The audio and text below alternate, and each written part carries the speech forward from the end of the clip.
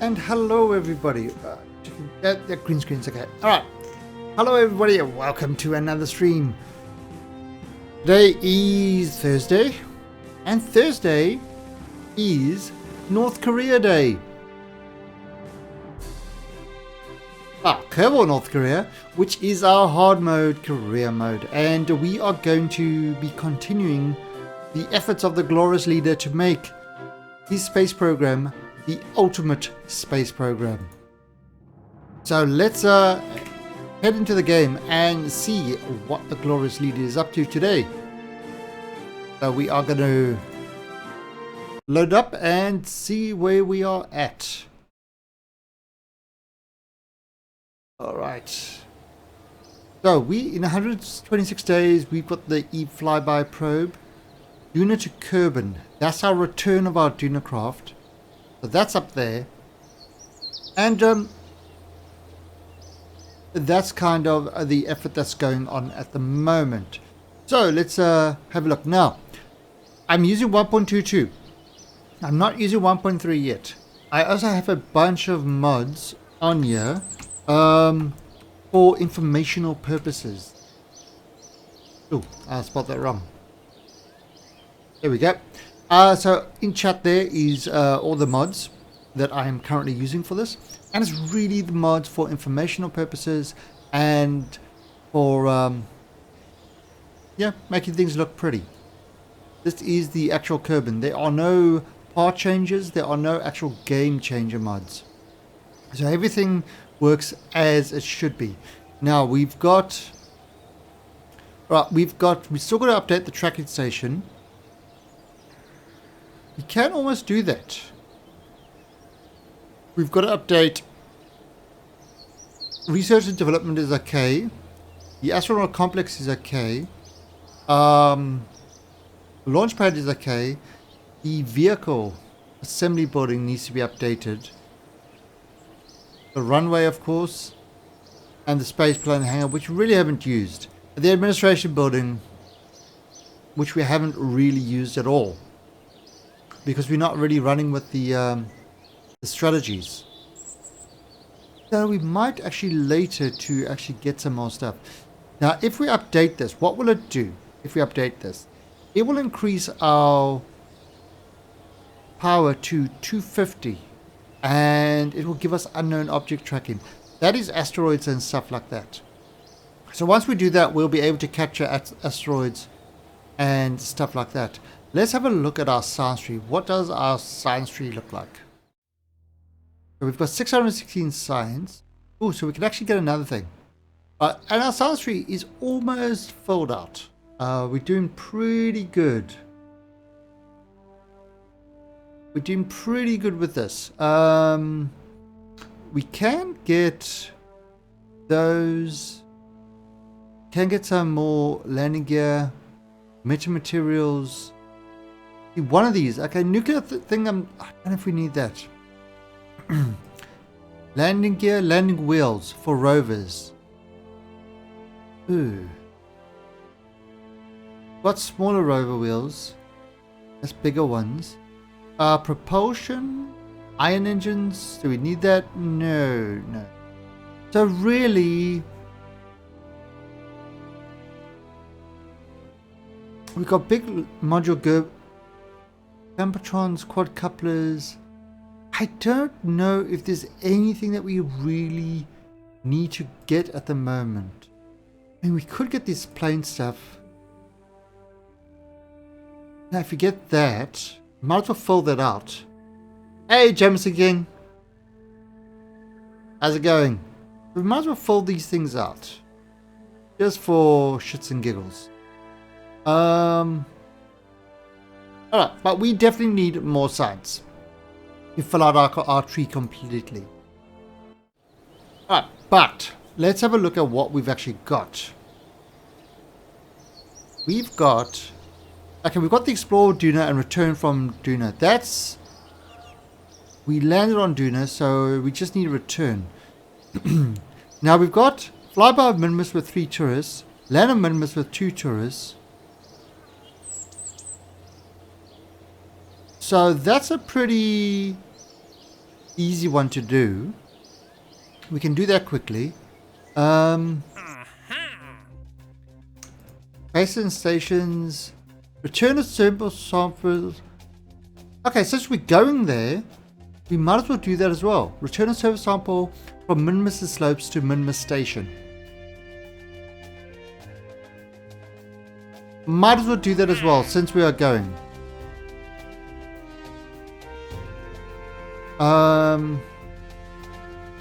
Okay, let's see. Collect science. Science data from the surface of Duna. That's actually incredibly easy. We can do that in like 2 seconds. And that will give us 75. So, we can actually do that. Very easy. Field research. Performer materials. Oh, this wants it in various places. Yep, too much. Flag planting. Plant a flag of Minimus. 94. We're going to Minimus already. So, we're going to do that as well. Extract 500 units of ore from Minimus. That's easy. Let's do that. I wonder if we can do everything. Huh. Alright. Rover deployment. Launch a new rover to Kerbin. Wow, 6,000. Destination Kerbin, situation landed. Ah, that's just creating a rover. Yeah, not even worth it, to be honest. Maybe we can. We'll do that. We'll do that because maybe that will unlock these others.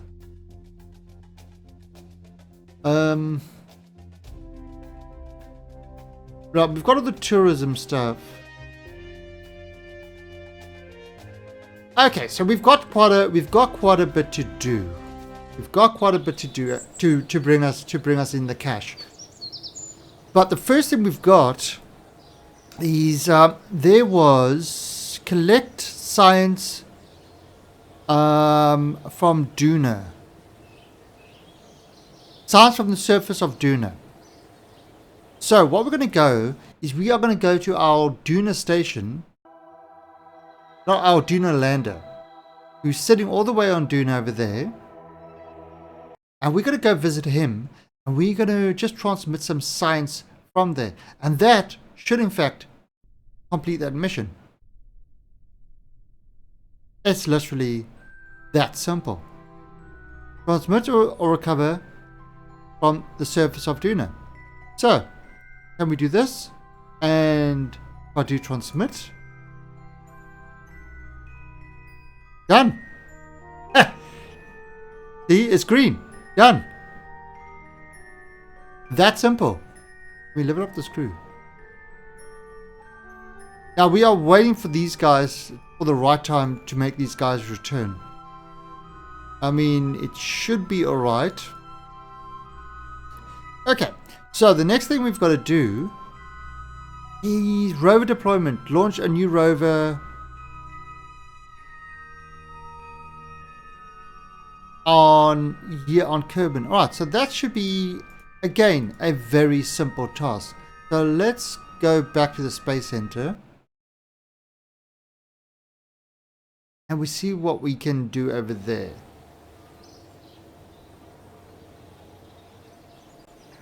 Alright, so where are we? Okay. Launch a new rover. So what I'm going to do is I'm going to go into the, what do we call it? The space plane hangar. Alright, we don't have a rover, mate, so I'm going to have to purchase one of these. Pop him there. Pop him. Oops. Oops. There we go. Pop him like that. Wheels. We definitely want these rover wheels.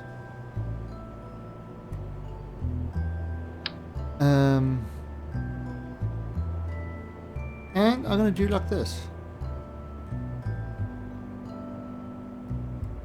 What does it say with the rover? Launch a new rover. That's it. That is all it requires. Right, now get these wheels out there. These wheels out there.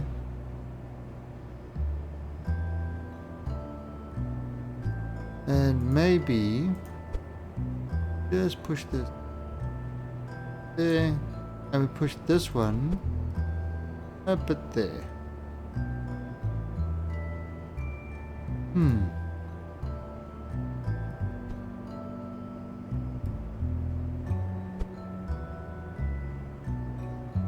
And these guys just a little bit. Okay, that looks balanced. Then I mean, it's got a little bit of electric charge. But what we're going to do is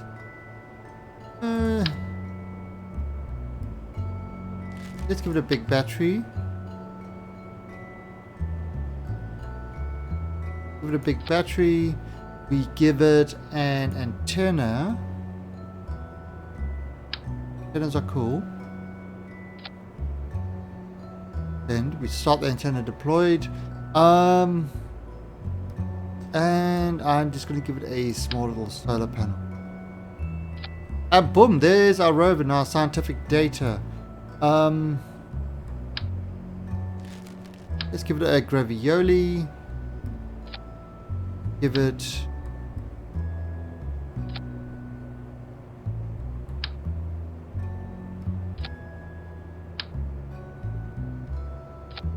done.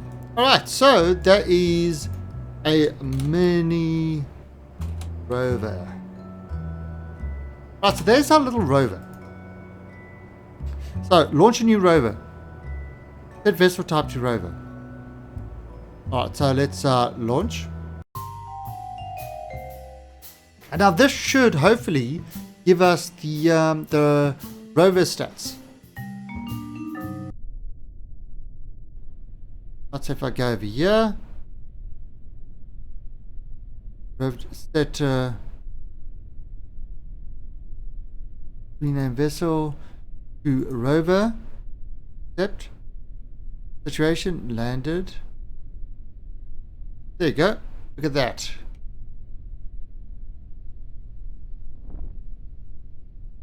Okay, now if I do this, oh, there you go. Seismic data, gravity data. So it's getting everything, and there's our little rover. All right. I mean, it was only 6,000. Yeah, it was only 6,000 for this. It cost us a lot more to make. Yeah, this little thing, look. It's a cool little rover. Okay. Oh. Pause. Can we send that data? And now what we'll do is we can just deploy it and redeploy it. Okay, recover vessel.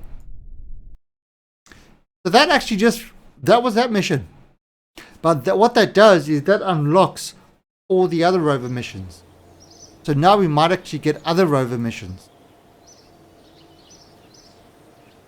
See, it's recover the funds. And we got some more science. Alright, so let's look at this. The rover is on location ready for research. Done. We've just received experimental data from the surface of Duna. Excellent. Alright, now if we go back here to the mission control, rover missions, all of a sudden, launch a new rover to Ike.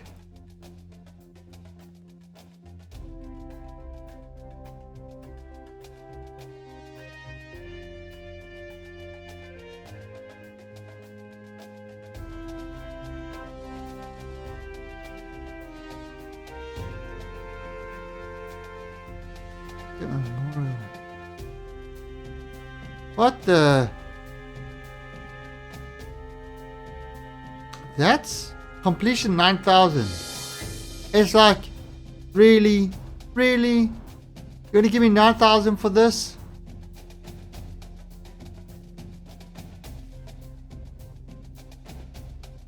That's all you're giving me? Get real. Get real. Not gonna happen.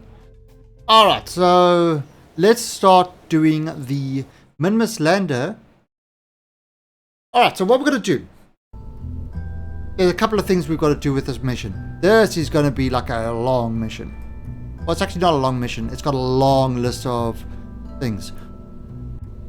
We've got to land on Minmus with 5 tourists. So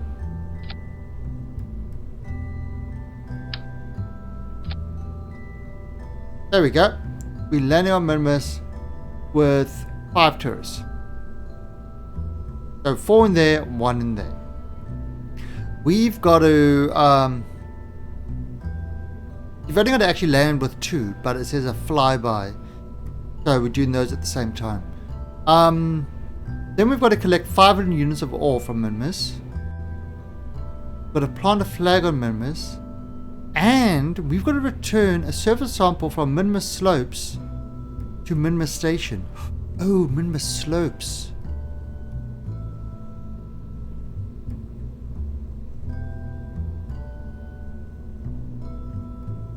Ooh, that's a little bit different. A little bit different.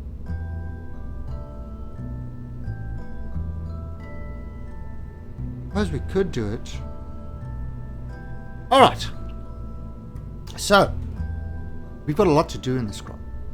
Alright, now, if we take, don't save, if we take the moon lander, the moon, it was the moon, was it the moon driller? What do we call it? Mooner miner.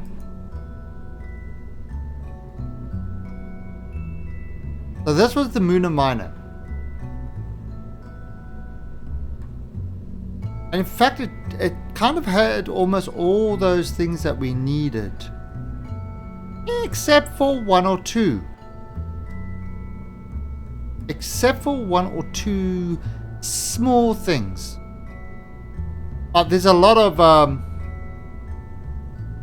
ore over here, so that's not a problem. Alright, but what we're going to do is we're going to say the Minmus. We're going to rename this to the Minmus miner.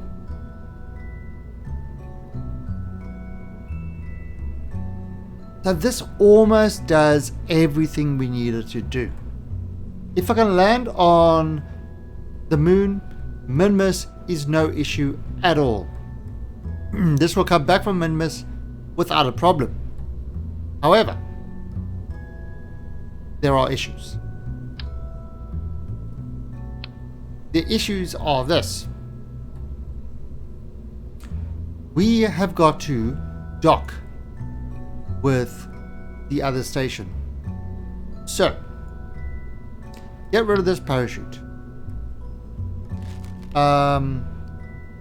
We've got to put on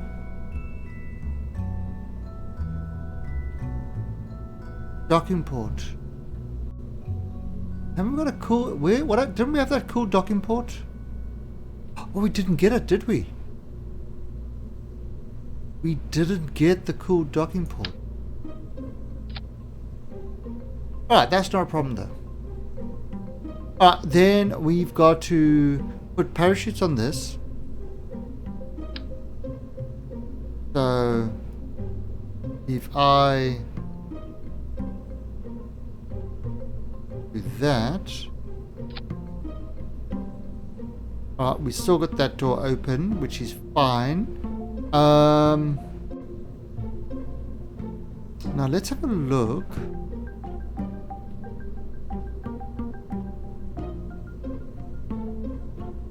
Let's just have a look at stage recovery. 99%. Okay. Right, so that looks fine. Okay. Now we've got to also give this, it's got some power. That's good. Got batteries. That's good. What it needs is it needs some RCS. And why does this one need RCS? Because it's going to have to get to the station and dock with it. So we needed to be able to get there. Right, so if I... That's like straight on, which we don't want to do. We don't want it to kind of match that. So we're going to do it on the side. Then we're going to use our little trick. And we're going to flip them around.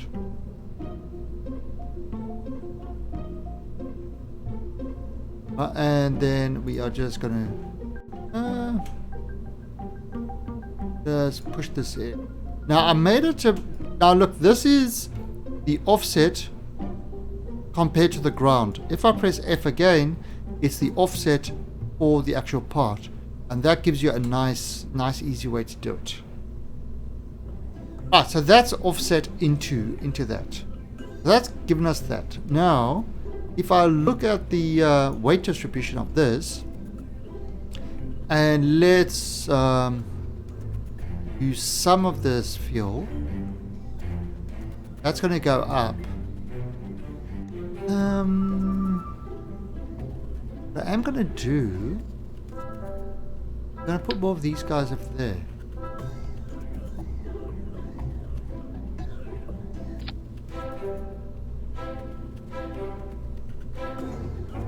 Now, how's that gonna work?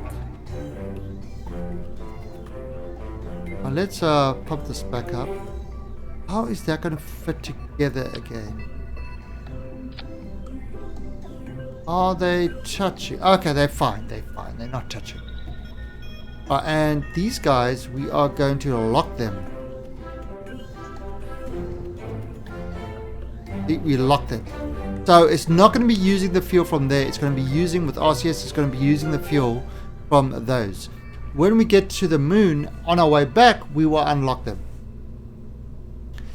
Okay, so that's kind of change this. We might just change this a little bit. So if I edit this fairing, and instead of kind of closing like that, I'm going to just extend it a little bit over so it's not actually, you know, so it's covering that part. Alright, so, and it's minimus, the guys can easily jump down there. Cool. This is good. This is good. This is costing us 251. Alright.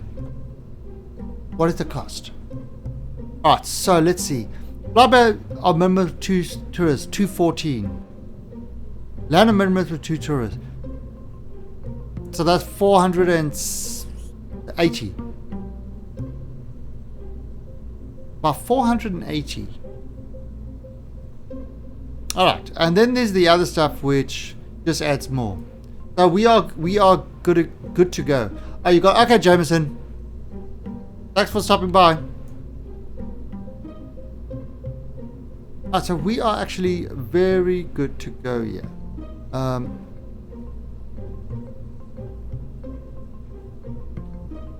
Now,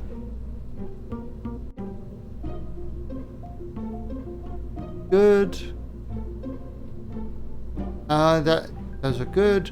All right, so this should actually be just fine. So what we're going to do is we prove that this does work. So we're going to take RG up there. Tourists. Albert. All our tourists. Alright, so there you go. You've got your pilot. Who should we actually pilot? Should we let Jeb pilot this one? Or should we let...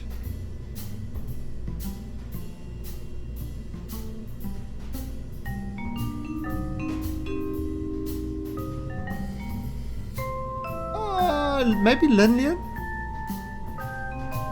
Yeah, let's go to Linlian. Linlian can pilot this one. Okay. So, that is our Minmus. So we're going to go land on Minmus, do stuff on Minmus, then we're going to land on the station and dock with the station, extract or deliver it. Oh no. Collect a surface sample. Plant a flag on Minmus. Extract 500 ore from Minmus. One of these is 300, so this is going to be plenty. And it doesn't need to, you know, we don't need to bring it anywhere. So I think this is good. We should be absolutely fine with this. No problem. Alright, so save and launch. So now we got to get this guy into orbit. And then we've got to get into Minmus. Of course, orbit is the first thing that you do with anything. Close that off.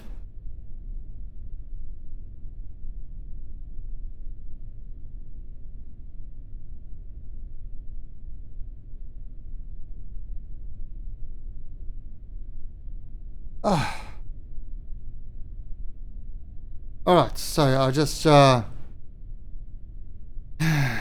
getting a lot of spam on you.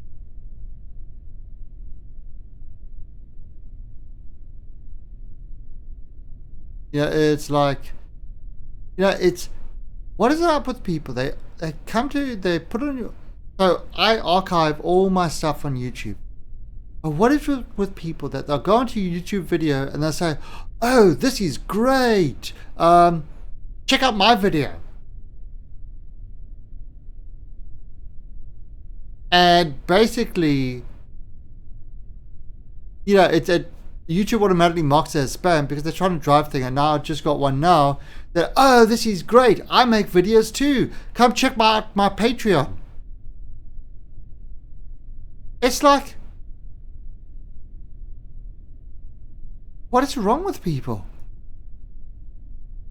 Anyway, that's my little rant. Alright, but anyway, we are going to go up and we are going to take these guys to Minmus. Now, this rocket all worked, so it was, you shouldn't have a problem launching this. And Linlian, you are about to pilot this. Make Kerbal sauce. Well, we try not to, because remember, we are playing hard mode. So if things go wrong, Kerbals will die, and they will not be resurrecting. 3, 2, 1. Hey, Kenny.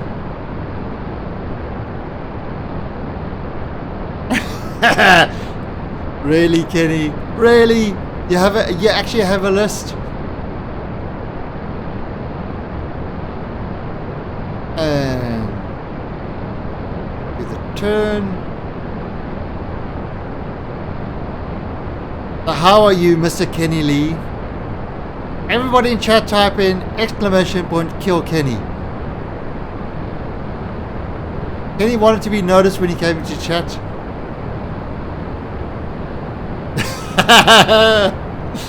You're trying to think of stuff, aren't you, Kenny?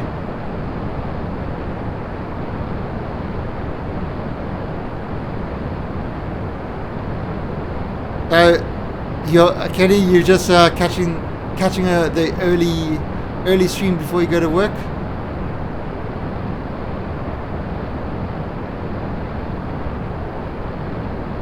Alright, so we are. Alright, so there we go. Look at that. Look at that nice launch. Again, you want to be, when you get to this point, 45 degrees, you want to be between 10 and 15 kilometers. Yeah, you really start work early, don't you? What's the time over there? It must be. It's like 1 in the morning.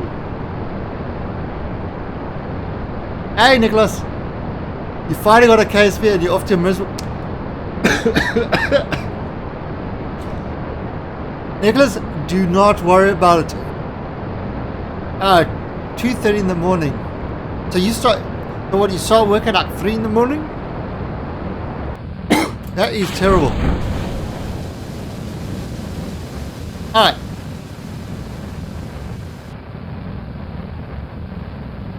I can't get your rockets. Alright, so Kerbal. Playing Kerbal. The Kerbal start is literally. It is. The easiest way to put it. Kerbal learning curve is a cliff. It is not a steep slope, it is a cliff. Here we go. 101. And I can't get my rocket to land anywhere I want. Well, yeah, it's hard. This game is a hard game. Now I leave you at 3:30, start at 4:30. Ah, wow.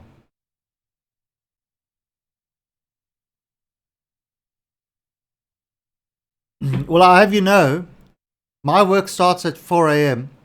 We're actually at 3 a.m. telling the cat to shush till 4 a.m. when he gets his food. And Nicholas asked Kenny. Kenny also had a hell of a tough time getting started in the game, but now he's landing on Minmus, he's coming home, he's doing all sorts of things. Kenny's like a pro.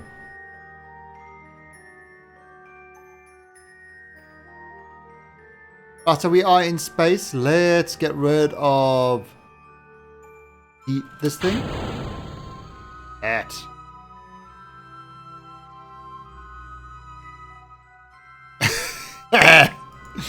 Oh, Kenny is so happy now because I called him a pro. He is so happy. Oh well, Kenny, I mean, you're able to launch craft now. You're able to do a lot of things that you could never do before. But yeah, it's definitely, you know, with the atmosphere and stuff like that, it's really it's tough to get started in this game.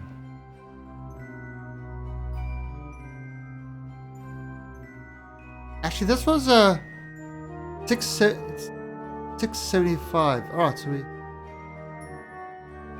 yeah, but I mean, to get that initial thing, to just get the idea of the building the rockets, collecting science and things like that, you know, you had a rough time with it, but eventually it clicked and you started to do it. You know, and that's kind of like this game. It is not an easy game. That's why I did that tutorial series, which starts, you know, for absolute beginners of the game who have never played it. Kenny, of course, never watched it because Kenny said, no, I want to play. I don't want to watch things. But it's designed to play along with. Did you watch the tutorial, Kenny? Did you? I don't think you did. Yeah, I mean, that's why I did that tutorial. It's really designed for, you know, for absolute beginners of the game. Yeah, and try to at least understand why you're doing the things that you're doing. Like when you sort of have got as many hours as like I've got in the game, a lot of the stuff, and it makes it look easy. Yeah, it really makes it look easy. but it's really not. You know, like when I do my sort of the yeah, kind of the targeted landings and stuff like that.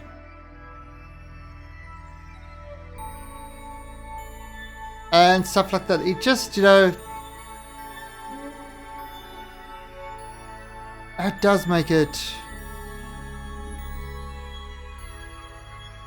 Yeah, it's I understand. I mean, a lot of times it's. I have a tutorial. I made a tutorial a long time ago. Right, now this is actually going to be a bit of a problem. See, I'm putting this out there.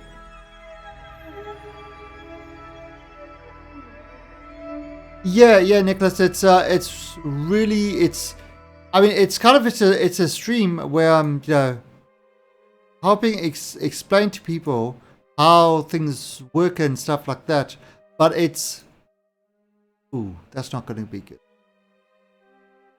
All right, so that is although we do have a lot of you're gonna watch every episode. Oh, that's that's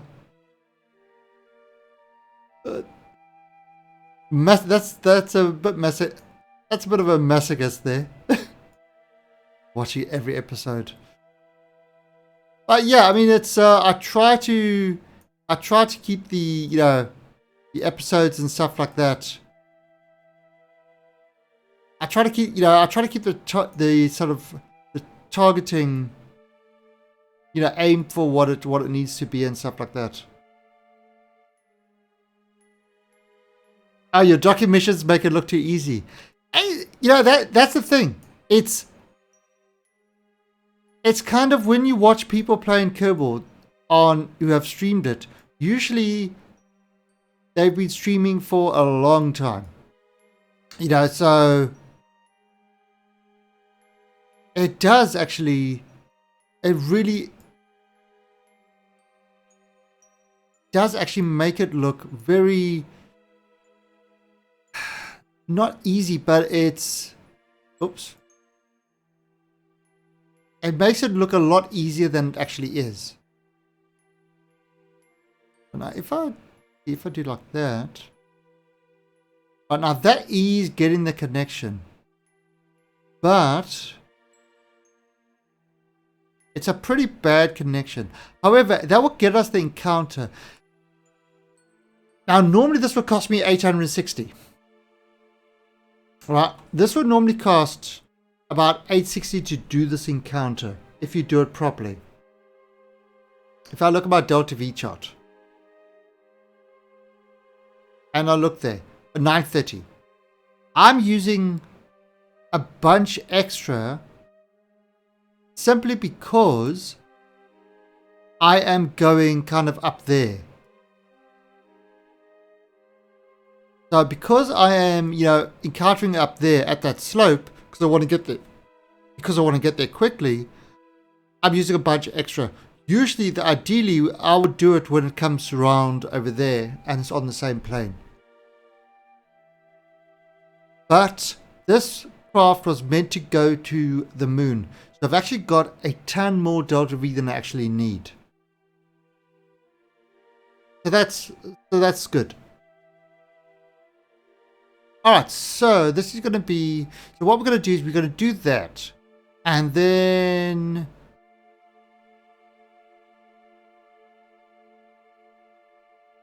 so we're going to set this off and then we're going to make adjustments to that.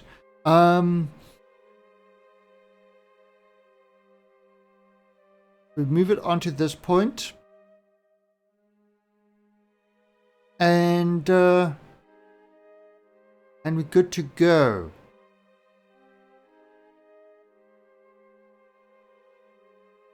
Right, and that's how we start at 26 seconds, and it's a 48-second burn. So let's fast forward this a little bit. Yeah, the tutorial start with the basics of how to install mods and things like that.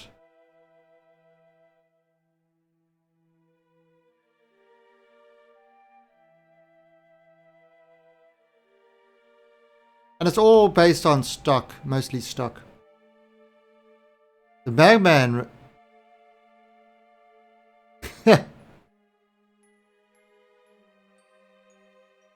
So, the Magman, remember to take your spacesuit this time. Well done. Congrats. Now there is a, tonight I heard that there will be another Hellion patch. So, I think tonight we are going to be playing some Hellion. Yeah, if they release the patch like they said they would, tonight is actually going to be a Hellion night. I haven't played Hellion in a while. I haven't even looked at all the 0.2 features. I think when I started looking at it, I was having a lot of internet problems. You learn from experience, I know. Hey Sean! How's it going? We are taking tourists to the moon to watch us on our mining operation. The glorious leader is calling them tourists, but in fact they are mine workers.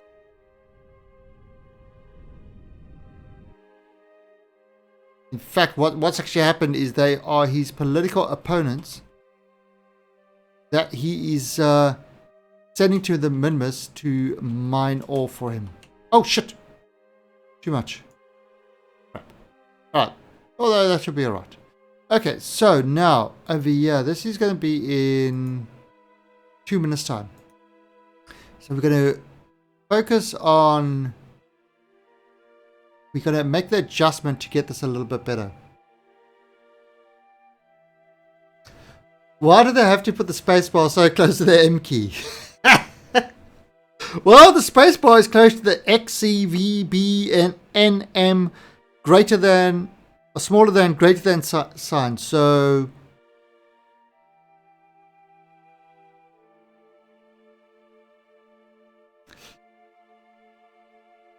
although if you I think you could change it, but yes, I often hit the spacebar a little bit too much. Right, so what we're doing now is we're adjusting that to kind of get us sort of close to Minmus. Now, oh, it's costing us quite a bit. Actually costing us a bit to do the adjustment. And this is why we don't normally... No, when we launch it when it's nice and easy, not when it's like this. When it's like this, it's a bit of a pain in the ass. That's at 29 kilometers.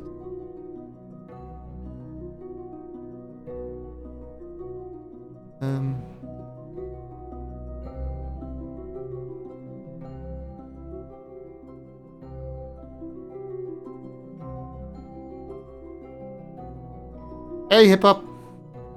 Oh, so they're at 19 kilometers. Should we just do it a little bit closer? 12 kilometers. Right, bring that down a bit.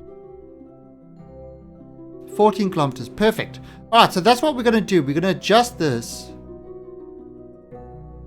We are going to adjust this to bring this outside there. It's going to cost us 69 delta V.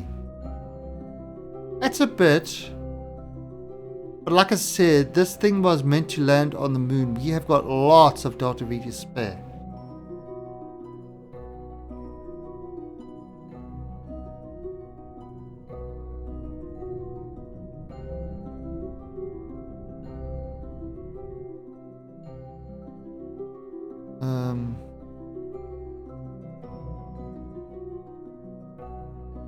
So where are you? 23. Control Shift. Shift. Ah, crap. Ah. Let's move it up there. And sort this out. Right, now we want to bring this down a bit.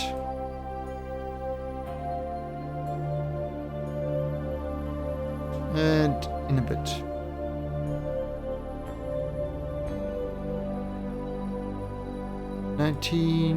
And we bring this down there. And Random Gaming Slim. Thank you for the follow and welcome to the Alien Army.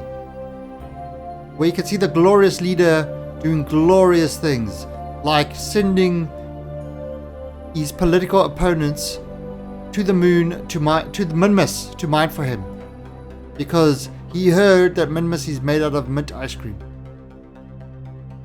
So that is what he's doing. Alright, so there we go. Look at that. 16 kilometers. Alright, so we're going to do that small adjustment. That says 9 minutes. Yeah, we should be able to. We should be fine to do it now. Now, again, this is not the best way to do this. We are doing it far out, which is good. But you know, we taking Minmus at a very kind of bad spot. So we've had to burn a lot of extra delta V to do this.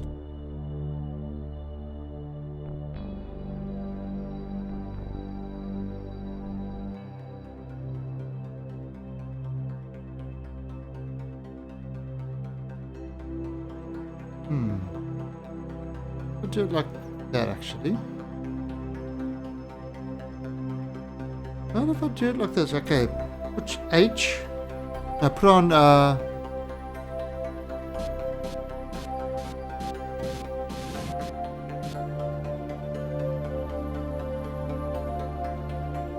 okay, that's actually pretty good. Excellent. That'll do. Okay, so there we go. So what we've done is we've adjusted our whole path to Minmus so that it's shooting by Minmus at that height. Now what we're going to do now is we are going to add a maneuver here and we are going to circularize it, and then we are going to adjust so it's in the same plane as the space station. Why are we doing that? We don't really need to be honest, because we're not talking to the space station yet. We first need to land and mine stuff, but it's yeah, might as well get it in a similar sort of area. And this is going to happen in 4 days time. So I am going to put an alarm on there so I don't miss it.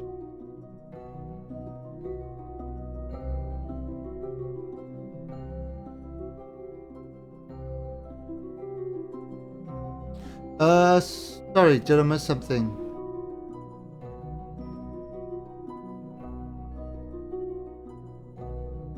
Oh, okay. I don't get the certain game mechanics. It's okay. It's orbital game mechanics. It's actually orbital game mechanics. So this is actual orbital mechanics, right? I tried to get the moon yesterday, but I can't manage to get the curbs to reach the orbit of the other object in space. Okay, so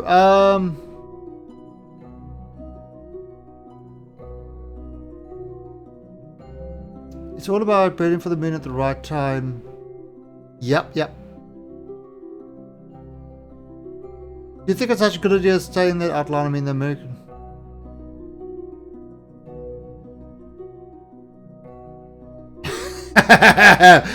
Kenny, at least we'll get a population on the moon and it won't be forgotten. Yeah, okay, so Storter, you see what it is. Alright, so let's... Alright, so this guy's on the way there. So have I got anything else? Let's go... Have I got anything else in orbit around? Okay, so let's take this Kerbin station. So I'm going to switch to the Kerbin station. Those Kerbals are on the way to the moon. And... Awesome Possum. Awesome Possum. Thank you for that follow and welcome to the Alien Army. For Awesome Possum. That's great. I love that. Alright, so this is our space station. Right? It is basically so Storter, as you can see, this is just basically in an orbit around the station. I mean sort of orbit around Kerbin. It's in an equatorial orbit. So what you want to do is, say for example, we want to go to the moon. So we click on the moon, and there's Awesome Possum's alien. There he is. we want to go to the moon. What I do first of all, this is in fact any other object. What you do is you click on it and you say set it as the target, and it highlights this orbit in yellow. All right, and also you see these two lines. These two lines. Yeah, hip hop. This is on Thursday and Friday is hard mode, career mode. So when you see the title saying North Korea, that is the hard mode career. Curbicide is the one where I use a fully modded out version. In my career mode, what I tend to do, because I play a highly modded, I like to also play normal to answer people's questions properly. I've got all the mods that I use in this one listed, but there are no part mods in this, only informational mods.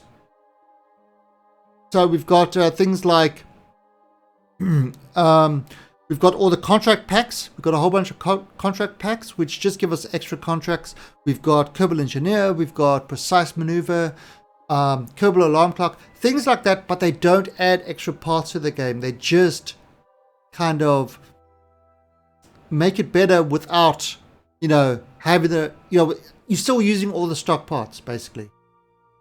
Yeah, I've literally got multiple KSP directories. So with the multiple KSP directories, one game is set up. In other words, I could update Curbicide to 1.3 and still run this on 1.2. And that's kind of, and so I don't actually get the mods mixed up or confused and things like that. They're two completely different modded versions. Alright, so, first order. So, if we want to go to the moon, right?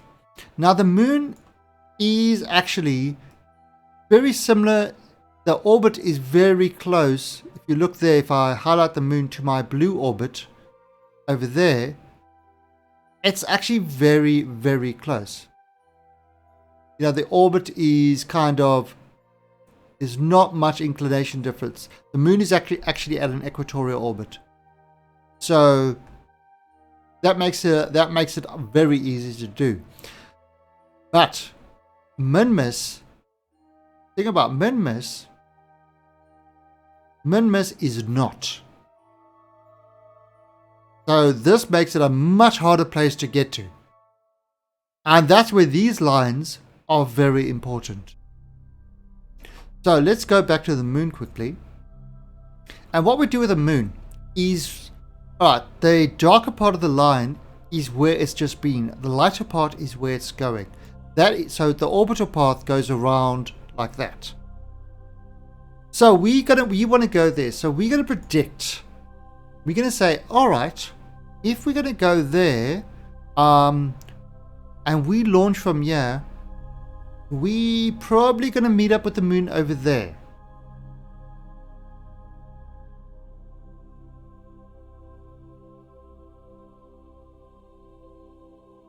Yeah, I mean the magma, that's one way to do it. But this, I don't kind of do any sort of calculations like that.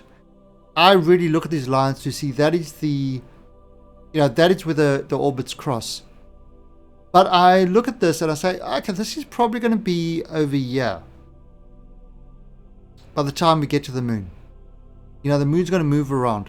So what we do over there is we take that line, we come all the way back to directly opposite it. It's probably there. And we create a maneuver over there.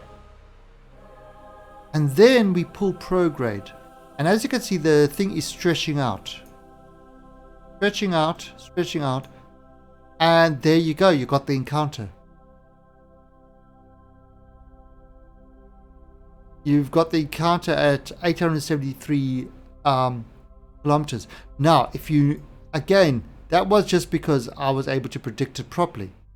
If you're not able to predict it properly, right, so we pull out, we get it to touch that line. So maybe a little bit more. Right, so there you go. We're reaching, that is the part that I think will go and touch that. Now look at this. See that? That is where the moon will be. This is where we will be. So if I start moving this back along the path, you can see how it's, if for example I do it there, the moon is going to be there, we're going to be there. So if I move it around, you just move it around a little bit until you get that encounter. Now this is what's cool about precise maneuver. That movement I was doing, you could actually do it really smoothly over here. And as it does it, as you change this, like look at that. Alright, so there, it's within 7 kilometers. They're within 14 kilometers of the surface. If I just do that, it's within 14 kilometers of the surface. Yes. Well, it's automatically doing this. I just go and now you have to have the in your career mode. You have to have the and JW Magisa. Thank you for the follow and welcome to the Alien Army. You have to have the certain parts of your career mode, like certain buildings, unlocked in order to do that. When you first start, you can't even make maneuvers. So as your career advances, but if you play sandbox, it's all unlocked straight away. So my suggestion is don't do career straight away. Starting career is hard. Career from the beginning is very hard. I would suggest playing a little bit in sandbox, trying to get things into orbit, you know, figuring out how things work a bit, and then go to career. You know, try and get a craft in orbit, try at least go to the planets and that in sandbox where you don't have any issue, you know, with sort of having to learn the science and stuff like that. Although it is a little bit tough because you don't have a little bit tough because you've got so many parts to choose from. But that would be there. Now, another trick is if you click on just anywhere on the line before the moon and you say focus view, you can actually focus on what's happening. So look at that. I can see exactly how in the moon sphere this is going to come. It's going to come up there, hit the encounter, and then it's going to go from here, continue on until the encounter, and then it's going to send it way out that way.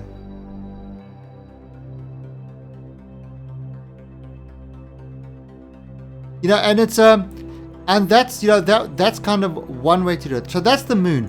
So the moon, no problem. The moon is no problem because it's on the same inclination. Alright, so let's delete this. Now let's look at Minmus. So Minmus is a whole different story.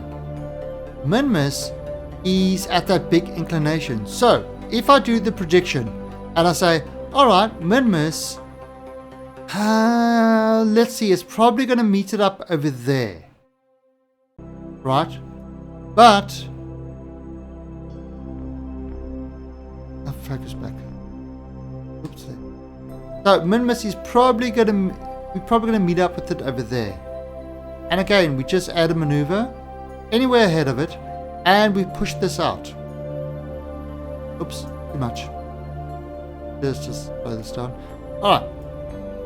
And that's up to the height. But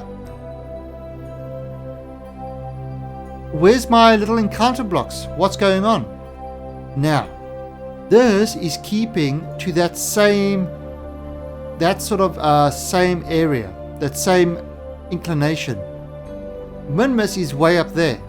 So us going down there is no good. It's never going to do that. It's never going to meet it up. That's when you start doing things like, you know, making the stuff inclined and stuff like that. But it's a pain. It's really a pain to do that. I mean, we're doing it that way, and it becomes a real it becomes a real horrible way to do it. There you go. There, I finally got an encounter. But look at that, 1,128. It's using up a lot of power, and it's far from it. It's still 2,000 meters. So if I go over here and I hit that focus view thing, so there's Minmus. There is where we kind of getting that encounter. It's like far away, so we have to make more adjustments to get in, which is exactly what I needed to do in the last maneuver. The easier way to do it is to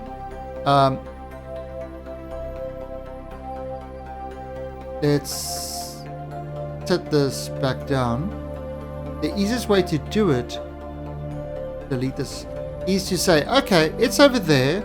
We are going to wait for Minmus to come all the way around.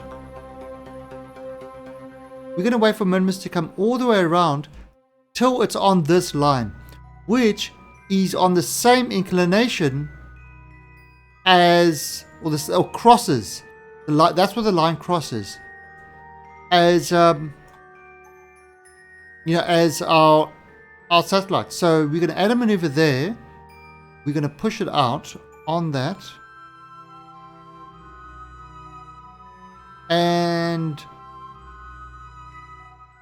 that was the encounter with the moon. And there we go. Alright, so that's kind of gonna attach that over there. Alright, problem. Minmus is gonna be over here. We're gonna be over here. So what do we do? Now this node is in 27 minutes. Now this is what I like about precise maneuver.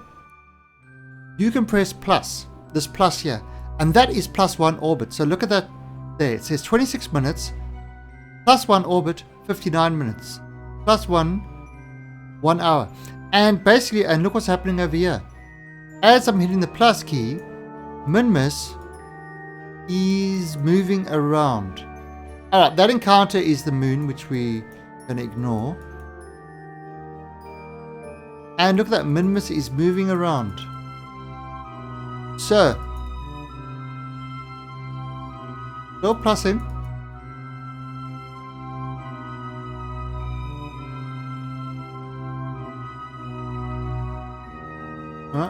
Still waiting plus. I'm still waiting for Minmus to come around.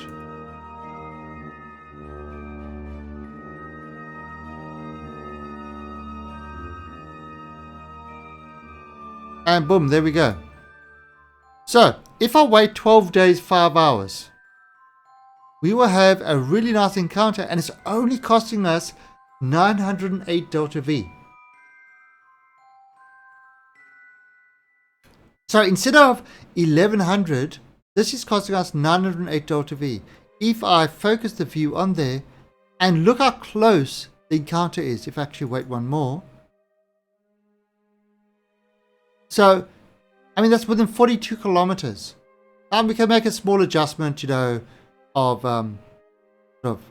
maybe slow it down. Yeah, just like tiny adjustments and whatever. But 908 Delta V, as opposed to 1,100 and something, and then you've still got to make a big adjustment to get it to get it close. But the Delta node is in 13 days time, so you've got to wait 13 days.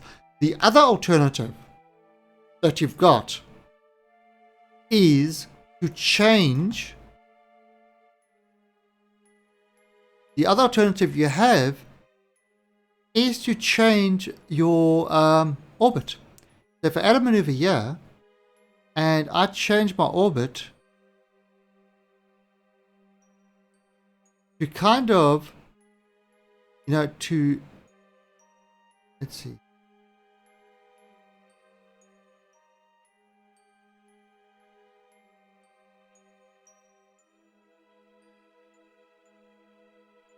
I don't do it like that.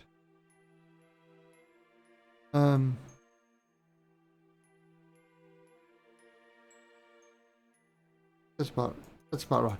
So what I've done, so there, I will change my orbit to kind of match the inclination so that on the same plane as Minmus, and then I can go at any other time. Now that's going to cost me 296 delta V.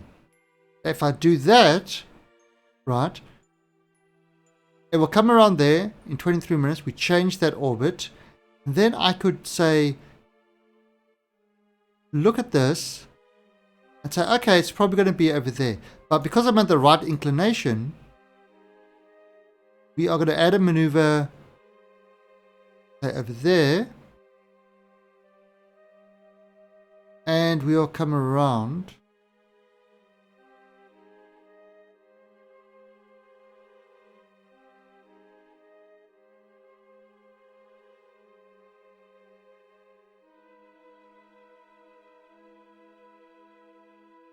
No. Oh, that's not far. Oh, so the inclination is a little bit wrong. Okay. Oh, there you go.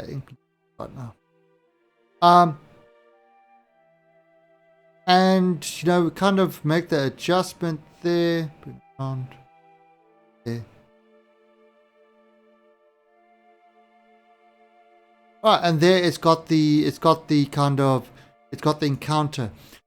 Right, so it's got the encounter there. So what we've got to do is we first got to do a maneuver of 222, then 905, which is kind of the same as there, but the first maneuver is in 22 minutes, and then after that, 34 minutes after that is the next one. That will do it. That will get us that encounter at 905. But it's going to cost us still an extra 222. So that's kind of what the different choices you've got. You can either wait, you can either try to do a crazy ass maneuver to go there. You can do two smaller maneuvers.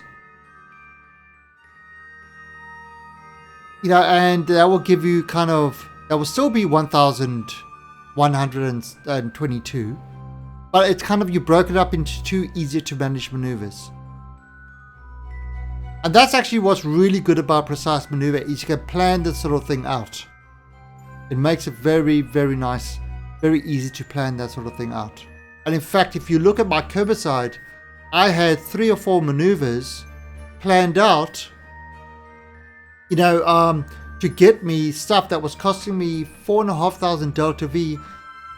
By doing the smaller maneuvers, I got into about 2,000 delta V.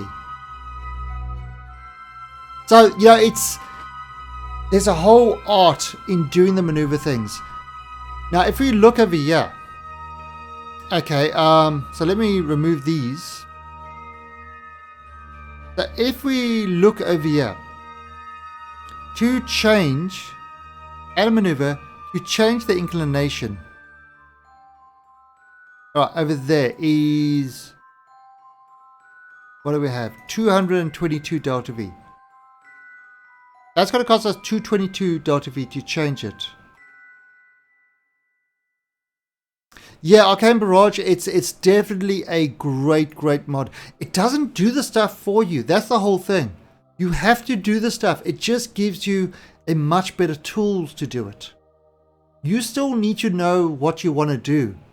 It doesn't do anything for you. It doesn't plan out the maneuvers for you. You've got to have some idea of what you're doing, but it makes it much easier to do the stuff. Now, not having to fiddle with this widget over here, which is very imprecise. You've got a nice precise widget there.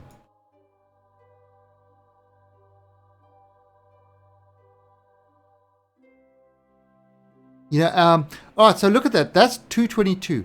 However, if I do something like this, if I go and I first increase this just using, say, 172 delta V, right, that will come around like that, increase that.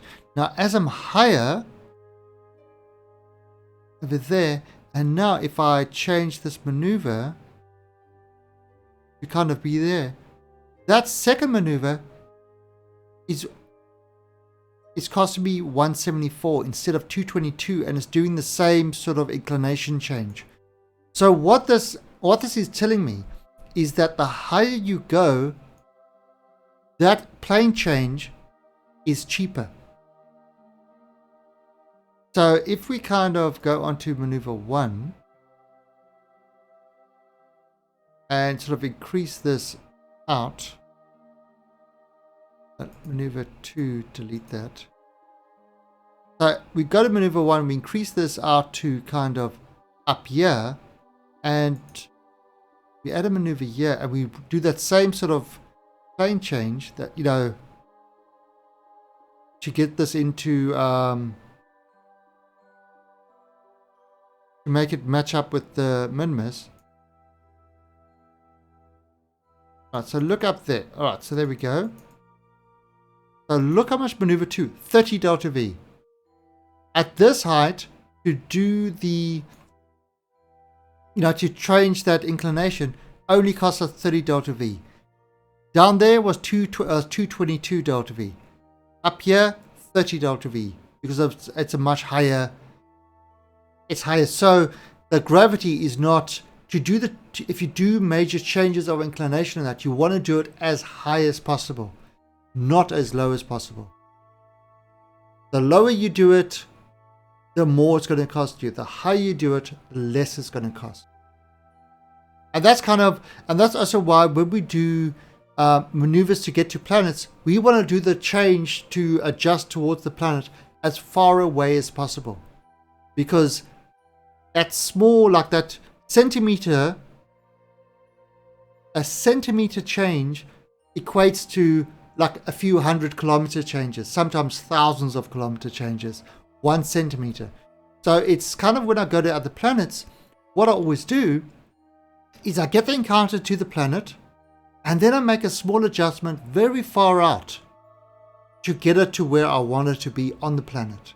And that usually costs me 10 to 15 delta V, and it can change by order of thousands, you know, the where we are going to encounter that planet. And it's only normally only costs between 5 and 10 or 5 to 15 delta V, depending on what you do.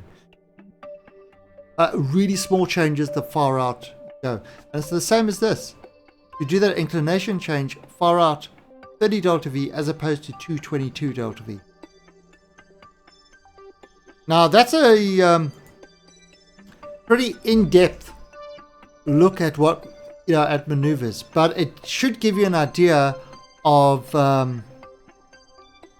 planning out your maneuvers properly will kind of make things work.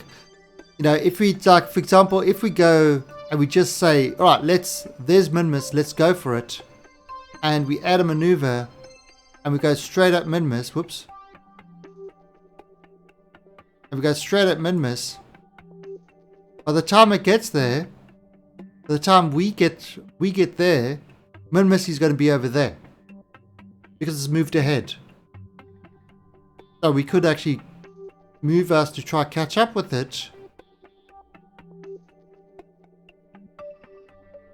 but then it changes whole inclination, you know, because it's gone up, so we're missing it completely. And that's, yeah, and that's why you want to try to get this when it's at the same inclination. And it's rendezvous. That's why whenever I do a rendezvous and docking, one of the first things I always do is get the two objects on the same plane so that they can do the docking properly.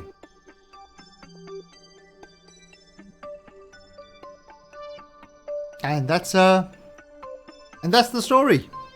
All right, so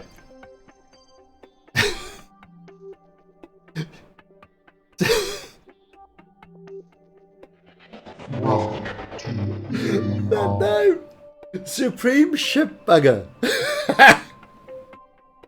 Thank you for the follow and welcome to the Alien Army.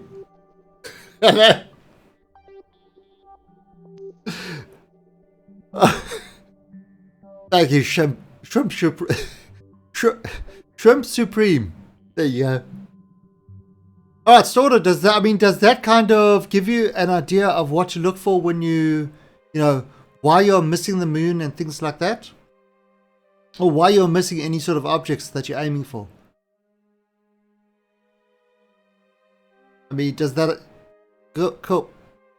And that's what I like it. I like it when I'm actually able to help people play the game and get more enjoyment from it.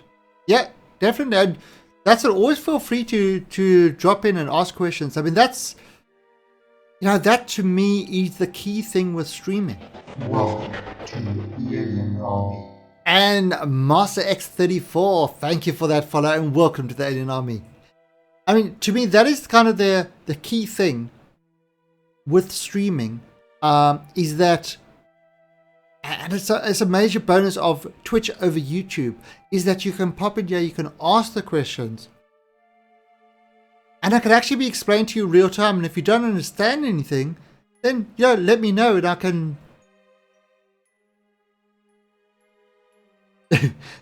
and sort of I can definitely try and help whatever I can. If you're really trying to help, you would tell people not to play. It's too hard. Thank you, Kenny. Alright, so let's go back to our craft. To the Minmus Miner. So we're going to switch over back to this guy. It is a hard game. It looks cute. There's nice explosions. You've got Kerbals. Look at them. They're big eyes, and some of them clap. Look, hey! He's playing patty cake, baker's man. So Supreme say Supreme Shrimp fast 5 times. It's not easy. Supreme Shrimp, I am playing in hard mode, career mode, using stock parts. However, the mods I've got, KSP-Career, those are all the mods I've got. And basically the mods I've got include things like Kerbal Engineer, Kerbal Alarm Clock, Contacts Plus, Stage Recovery, the Transfer Window Planner, Docking Port Alignment Indicator, Planet Shine. Oh, and started. And thank you for the cheer. No message, but thank you for the cheer. If that cup was full, you would have killed it. Very much appreciated it. Alright, so I've used informational mods and mods that give us more contracts.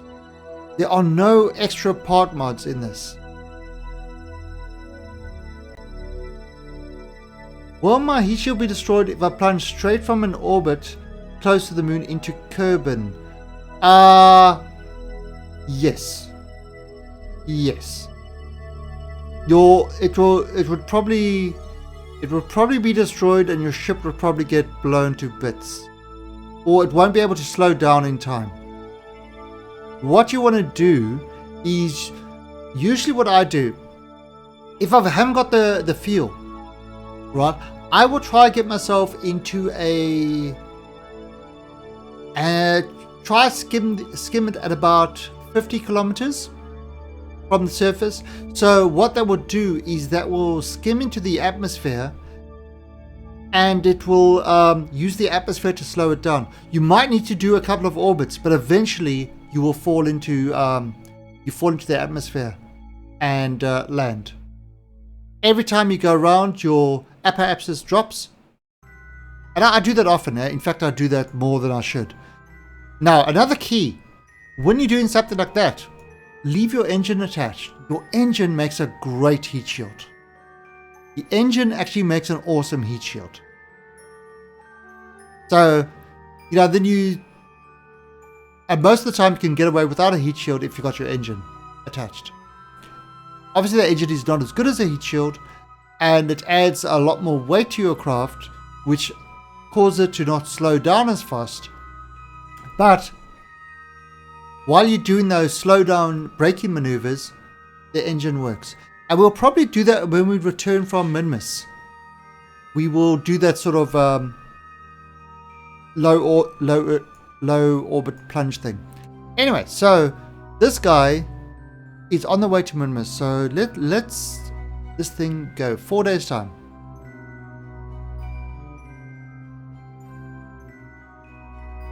And look at him go. Our little satellite network is working fine. You can see it's keeping in constant contact with the KSC. This is going. Oh, look, as the KSC goes behind us. Ooh, that's some serious bouncing signals going on there. But that's what the whole communication satellite. But yeah, so Cool Cat to Win. What we're going to do is when we return from this Minimus mission, I'll show you kind of how best to set it up. It's a method I use is error braking. It's basic error braking, and in fact,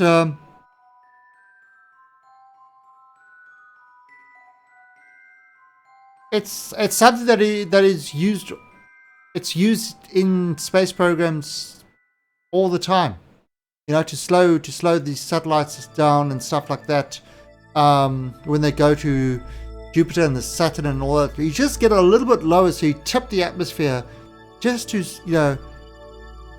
cause some sort of slowing effect. In fact, it's one of the problems that the satellites have got all the time above Earth. These satellites in low Earth orbit. Now the atmosphere is unlike Kerbin, where the atmosphere goes to 70 kilometers and it stops dead. There is no more atmosphere. Earth's atmosphere actually extends way beyond what there's no kind of, at this point, at this height, there is no atmosphere. It peters out. So there's always some sort of error braking going on with low Earth orbits and that. The ISS space station every now and then needs to be pushed up into a higher orbit, because as it goes around, it's dropping all the time because of the friction of the Earth's atmosphere. So that every now and then they need to give it a little shove up. If they don't do that, eventually it will fall down to Earth, even though it's in orbit. Every time it goes, it drops. Because really, what is orbiting? Orbiting is falling towards the Earth and missing it. That's orbiting. You're falling and missing the ground. Alright, so this guy's getting nice and close to this. Alright, so how far are we away? We're 27 minutes away. So let's get this into...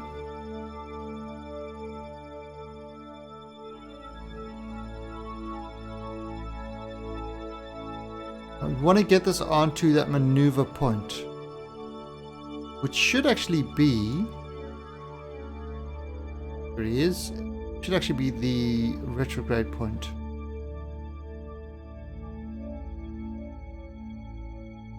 And to get this is going to be 295.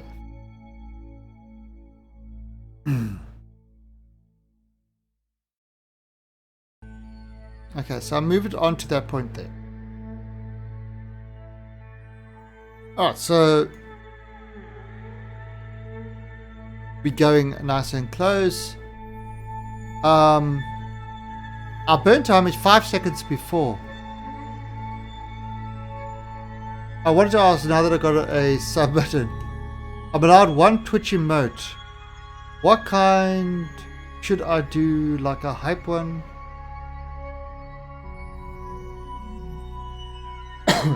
I really don't know, Kenny. What do you want? I mean, it's every channel is different. You know, I actually don't have. I mean, what are my emotes that I've got? I've got UFO lol, UFO what, UFO rage, and UFO lurk. Those are the ones I've got. Now, lots of channels don't have a lurk. They don't have, you know. So maybe you want a heart emote, like a Kenny love. You know, Actually, I need to get a heart emote. But as I get, those are kind of the ones I've got there. Now, with my BTTV, I've got a lot more. You got your salty showers, you got your rip emotes, you've got dancing bananas,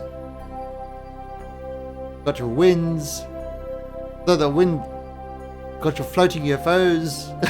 You've got all the different ones. But nobody loves me, so I don't have a love emote. Yeah, you got the Illuminati confirmed.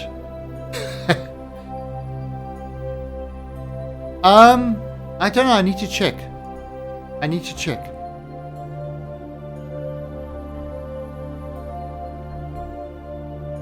But yeah, it's depending on how many subs you've got with a partner, it depends on how many subs you've got.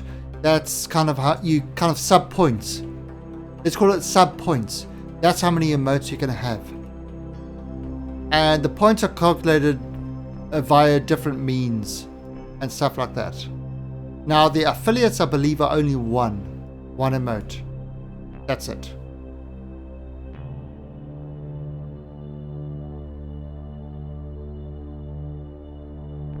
Alright, so alright, now look at this. We've done the flyby. So the flyby mimics with 3 tours. That's been completed. But we haven't done the landing. Hey, the real P-Mid give. Alright, there's the alarm, so we can delete this alarm. We are sending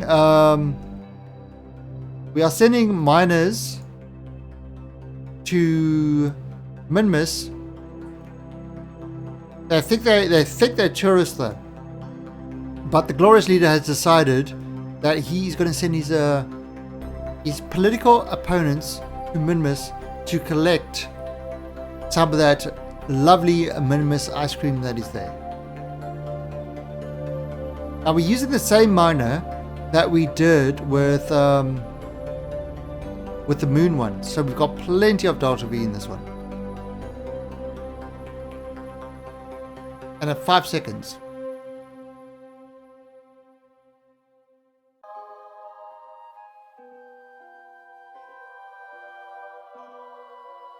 And there we go.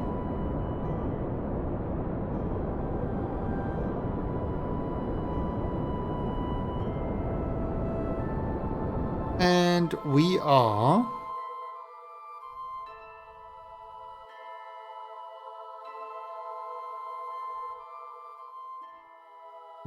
now in orbit. And look at that, we are at the same plane as the space station. However, we are on a lower orbit, so we are going to shoot ahead of it. I don't have a hot one.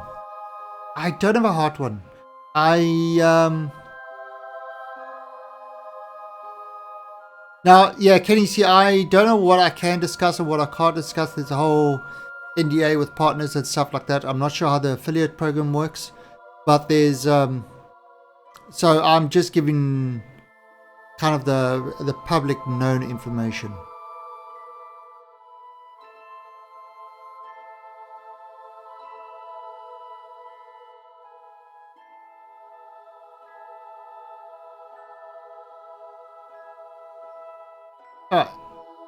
Have you a heart?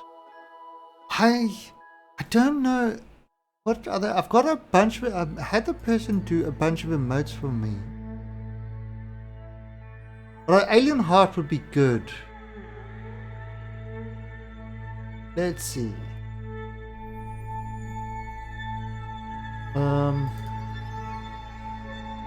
See, these are some of the emotes I've got here. I've got a thumbs up, like a halt, a salute. The salute I want to do for the alien army salute. Look at these. Look at his moustache. Look at that. There's an alien with a moustache. So yeah, so I've got some emotes that I haven't decided which ones to do. That one, my wife wanted this one. That's cool, cat. So, you know, I've got a... I know, that's what I love about it. That's what I love about it. So, I have got... So, I've got a whole bunch made. So, I've got to, you know... I've got to decide which ones to do as I open up and, you know, say what to put in BTTV and things like that. Hot one... Definitely need a hot one. I might get her to do a hot one. I know it just never occurred to me. I keep forgetting about it.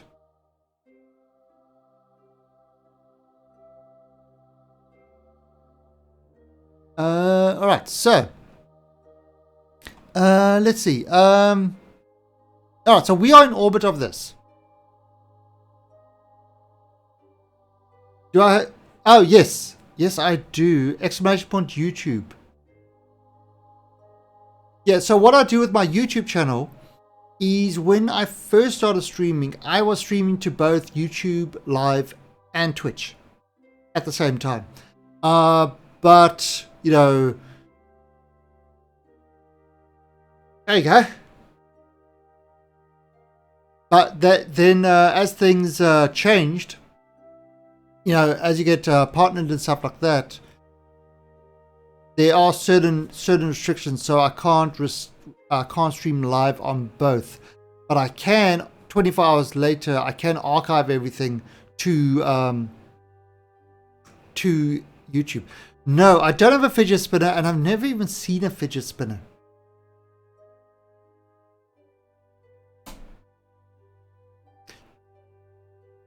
So yeah, so all my streams I do archive to YouTube, but I mean it's not really, it's just really an archive of everything. I don't, alright Kenny, you have a good time. And you have fun with your work.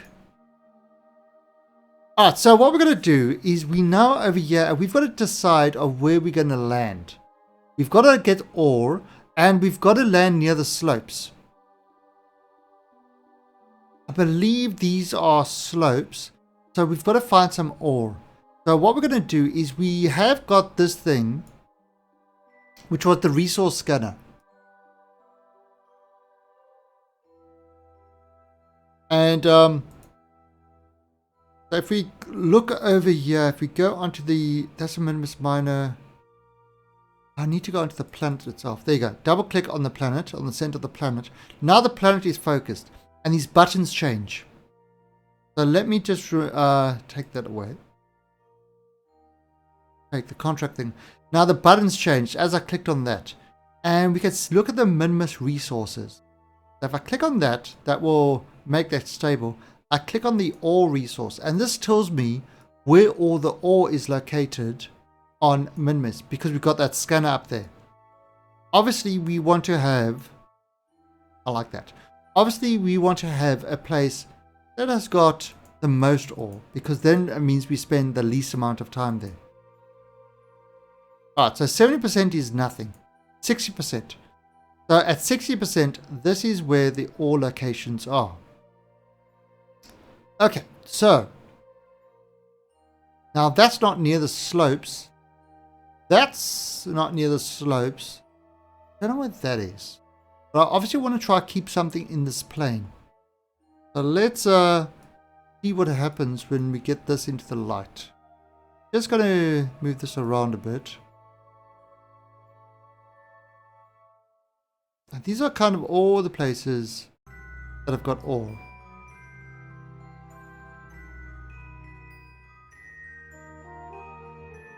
And we just need to find a nice, good place for the craft to land. So that it can collect ore. I mean, I could land him over there.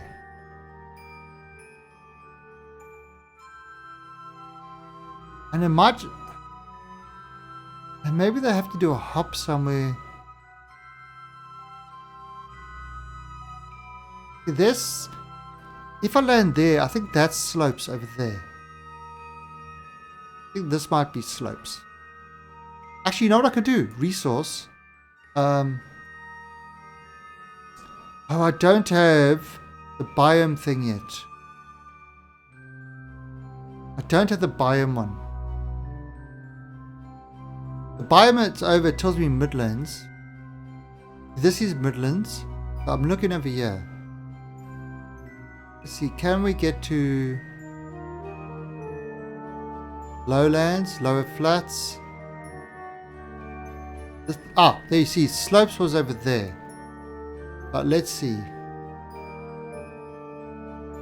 Midlands, lowlands. There's slopes. Okay, so slopes was closer there. Oh, there you see, there it's above lowlands. Great flats.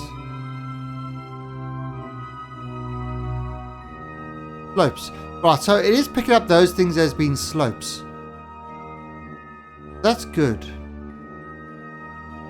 Midlands. Because we need to get... Okay, that's flats.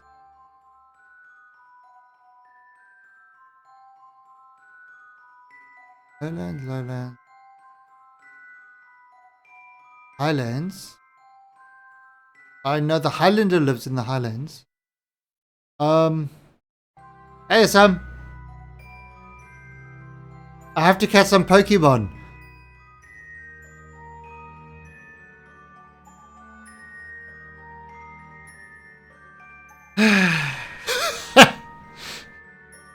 I don't know what to say.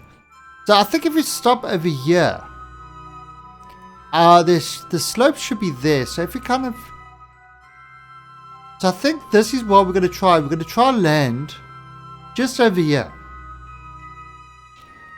Right next to these slopes.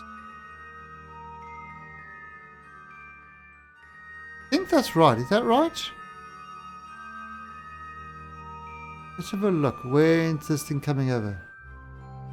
I hope it was a joke. Actually, no. You can do it. You can do what you want. If you want to catch Pokemon, I won't hold anything against you. I'll laugh at you, but I won't hold anything against you. Because, right, so there's... There, okay, so it's got slope. Alright, so yeah. That looks like that is detected as slopes. Alright, so on the next turn, I think what we're going to do is we're going to try land over there. I think that's what we're going to try to do.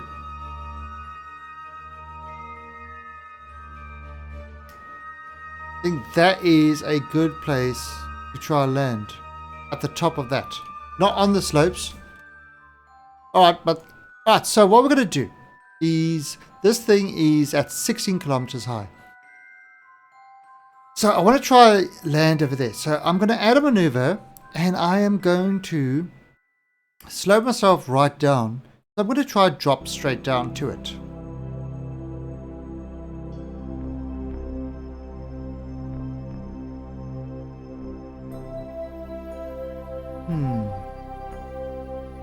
Maybe I want to...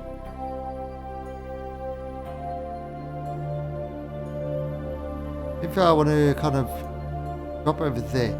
Now, what's that going to take? 145 delta V. That's actually nothing. And we can actually just... If I kind of bring it... With the current engine, it will be a 9-second burn. Or 17 seconds. I mean, that's nothing really. So let's see what... Now, as you can see, what's happening is the planet moves as well. So this is where it gets tricky.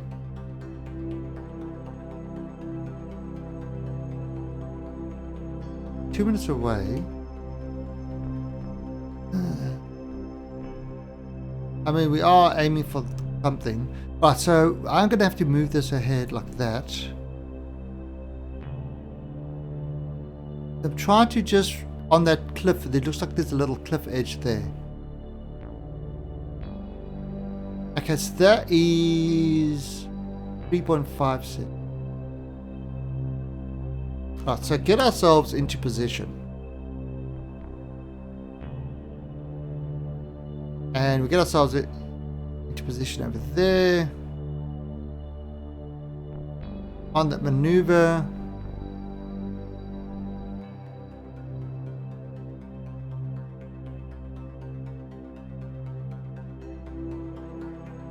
Okay.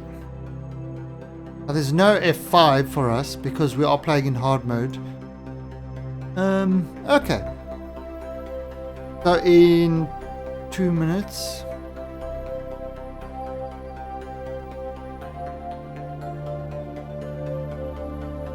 Oh, you got the new door sensor working. Nice, Assam. Okay, now... Actually, just want to move that a little bit more forward. Just over there. There we go. And... 34. Okay. So that's all ready. But we could probably do this. And at 4 seconds, we are going to start the burn.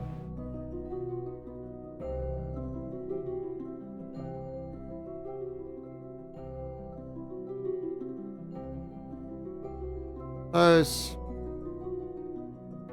4.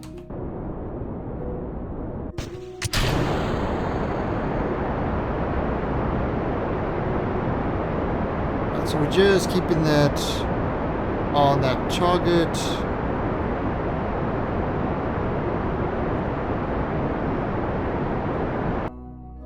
Right, so let's have a look what's happening.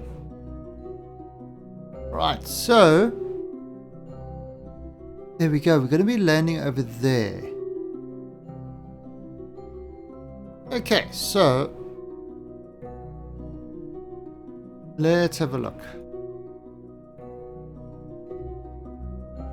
I can kind of... Now, it's got the suicide burn. It's in 12 seconds. Alright, so I think this is actually...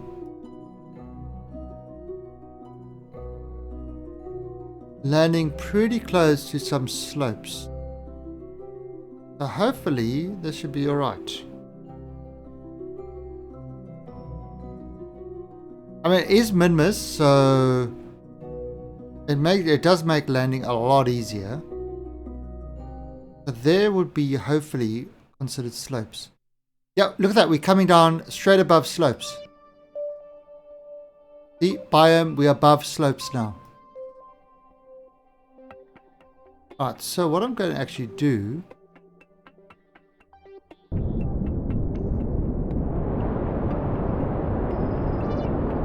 if we can land on the top of those... on that top plateau there.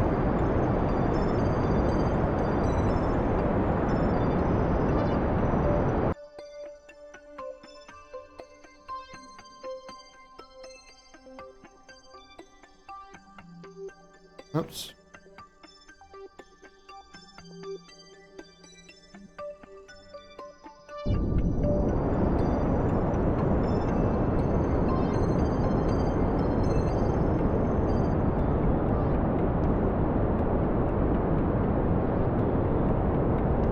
Again, a lot of min-miss with lots of fuel. But I've got zero worries with fuel. Alright, so we are coming down on the slopes. Oh, the highlands. Excellent. So maybe this will be alright.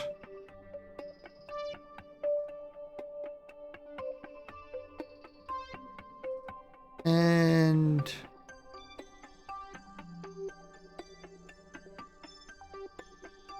there's my shadow. We are still 2 kilometers above.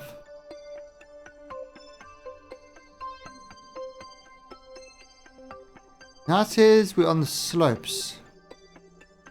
Right, so let's see. I'm gonna get a little bit that way.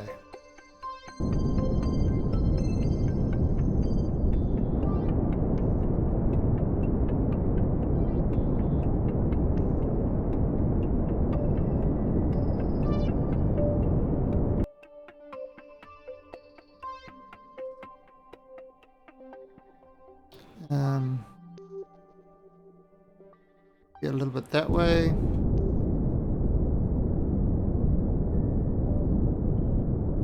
Don't want to land exactly on the slopes. I want to land a little bit on those highlands. The slopes will be too steep. Okay, so what's going on there? Right, so that's moving across. Oh shit, 1 kilometer above.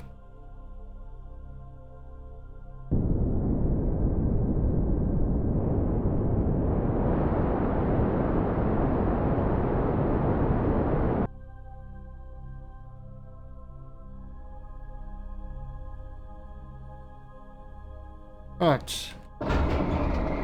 800 meters.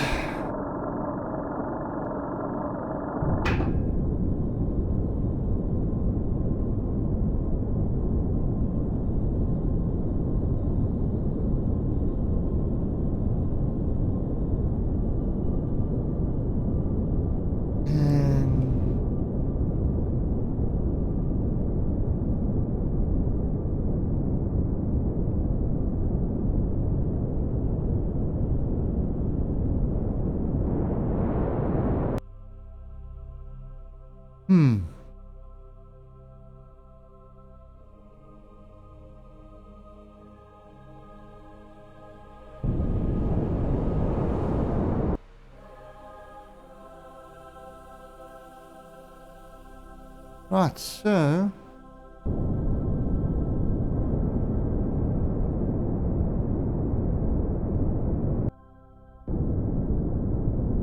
this is on.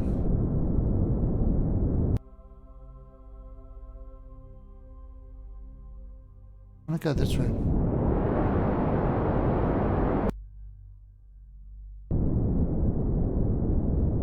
Just land on top there.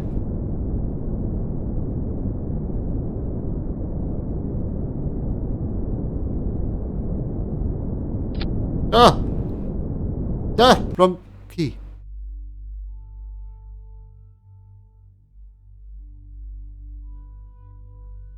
See, I want to land on top of this plane. I don't want to land down there. Again, this is, I mean, I've got a lot of, oh, I've got 674. Right, so it's still a lot of fuel. Right, so there we go. And stop this. Oh, because I mean, damn it, because I was on, that's what my problem was. I was on orbit, not surface. Ah! There you go. There's my problem. Make sure this is on surface and not orbit.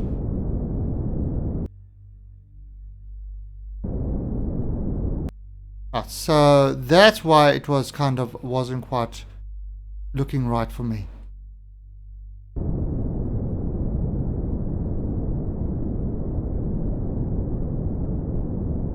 There you go. Now I'm coming straight down.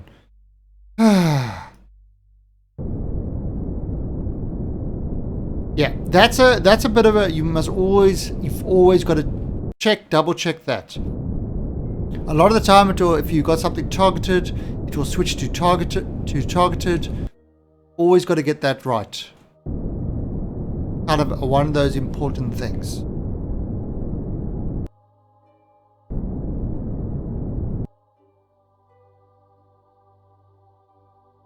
Getting nice and close. Now this actually says we're actually landing on the slopes.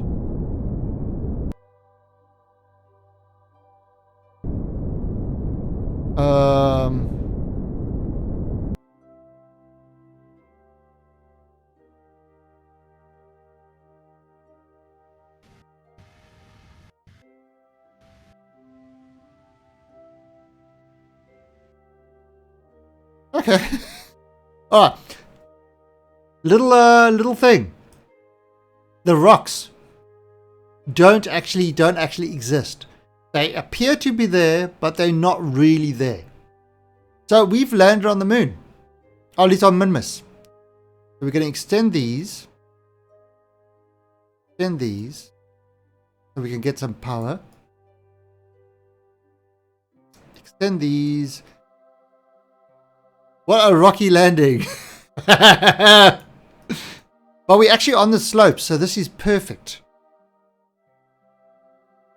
As you can see, it's kind of a little bit slopey.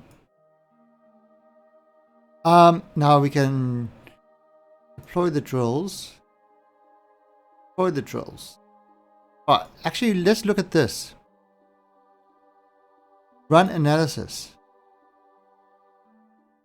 Or 0.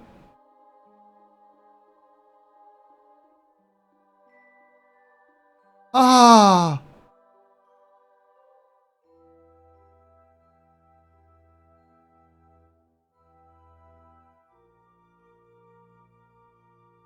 That's not good.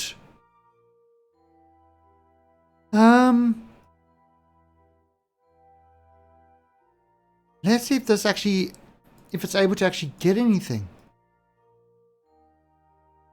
Right, Lucia Kerman. Right, Lindley and Kerman. You're going to EVA in the meantime.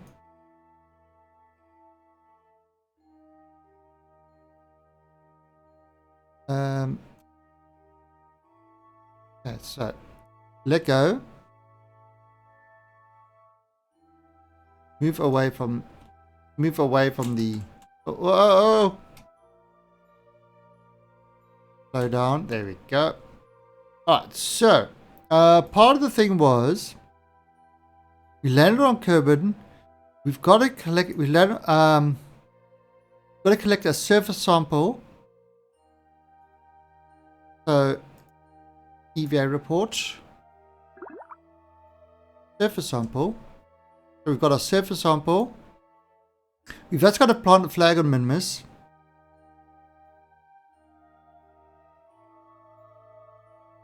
And plant flag.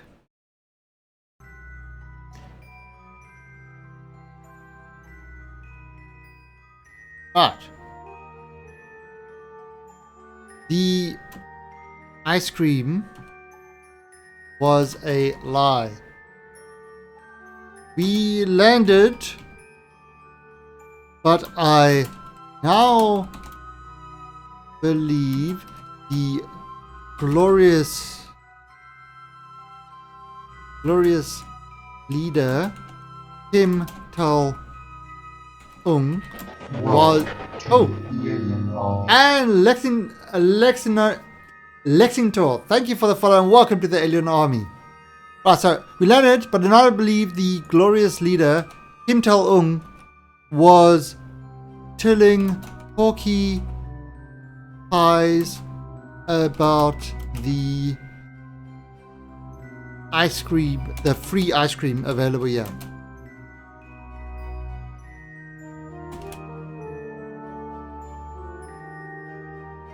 Wow, I can't type.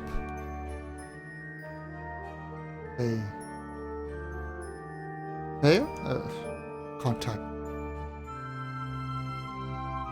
Available. Okay. So there is the flag. Now the glorious leader, he doesn't believe that he's actually he is risking life and limb to do that flag.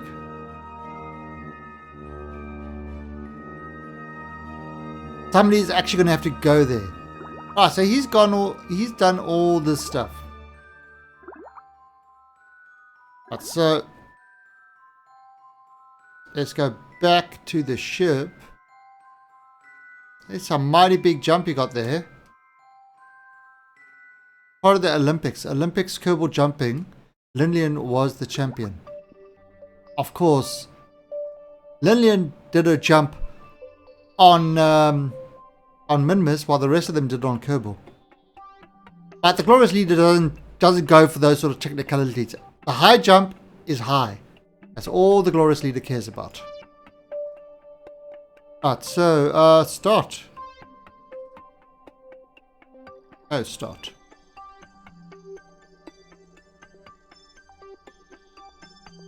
Start.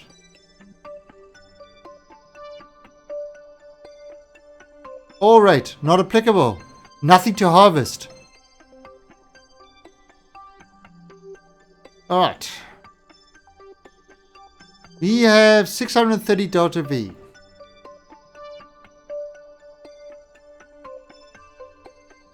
We're retracting the drills. This is a problem. We'd have to do a little jump. Remember I said we had lots of delta V?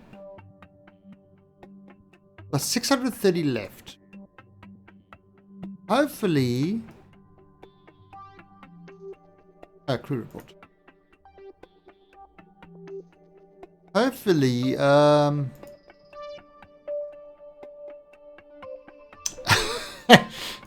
hopefully we can do a little hop to where we need to be. Okay, so, Linian, EVA, take data, and board.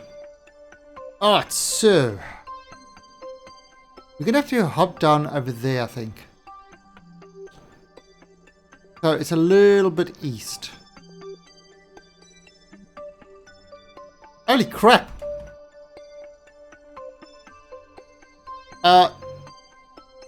Yeah, that's that is definitely a slope. Alright, so we're gonna have to go east a bit. And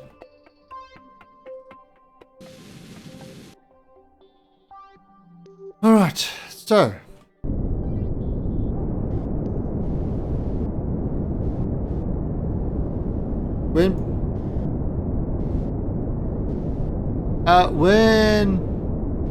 pre-4 no, I don't have a the problem is I don't have a converter to convert the ore into fuel.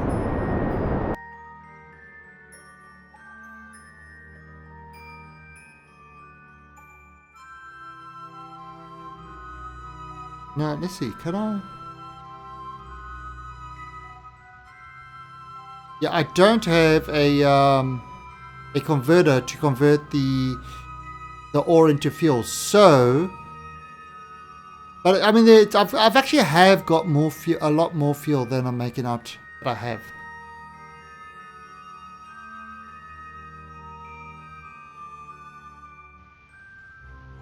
See, I'm kind of pushing it down that way. I've actually got a hell of a lot more fuel than I think I have.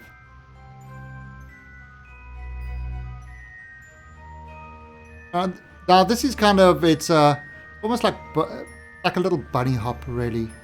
A small little hop. Nothing serious. Just a hop, skip and a jump. I mean, we hopped up to 8 kilometers high. Alright, so I've used my RCS to change my direction. So hopefully now we can land in an area that's got more ore. This is where the major ore should be.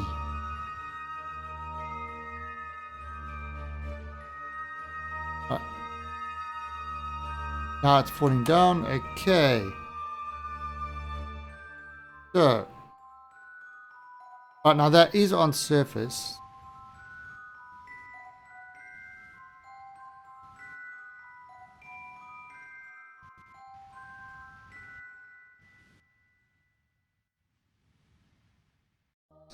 This way.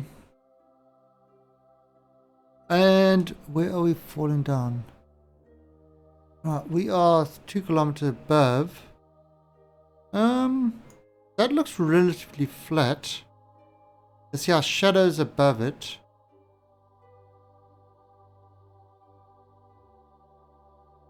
Yeah, let's try that. Let's see if we can land over here. What I'm going to do is use that, push that up there. Now remember, we're on surface, not orbital. So now we should be heading straight down to the surface.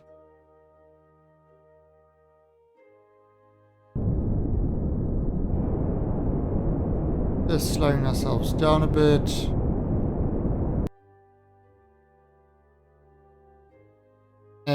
Oops. 600 meters. Slow. Get that quicker.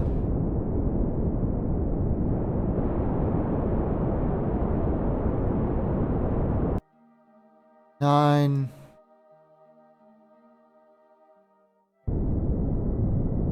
I can see kind of how far I am with my shadow, even though it's got the... See, that's a lie, because that is to sea level. That is your actual distance to the ground. That's why it's important to look at your shadow. Shadow never lies. All the lies mental are in the shadow.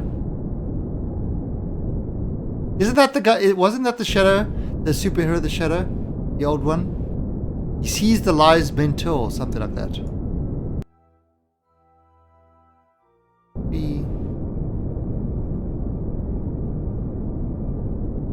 Ah!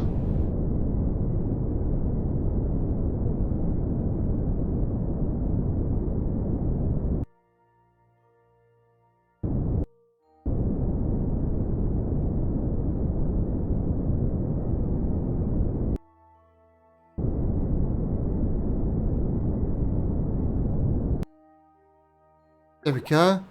That. Perfect. When, yeah, it shows you your actual altitude above the ground. It's got this really cool suicide burn, so it tells you with your current engines, if you max burn at what height will slow you down enough so that you don't hit the ground. I haven't really been using it on this one because it's minimus. Okay, so that used, what was that, about 200, no, 100, but 100 delta V to change it. All right, so let's have a quick look. Scanner. Run analysis. 0? What the actual hell?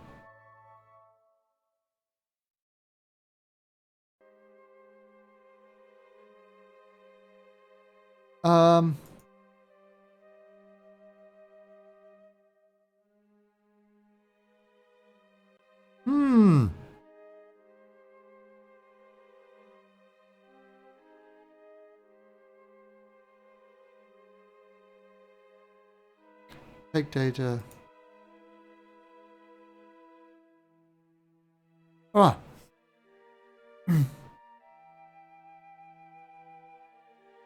What the hell? Why is that saying 0?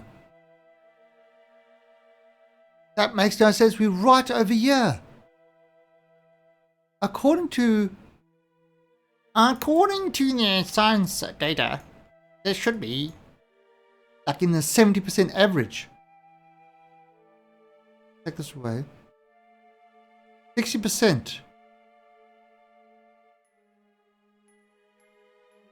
That should be plenty of ore.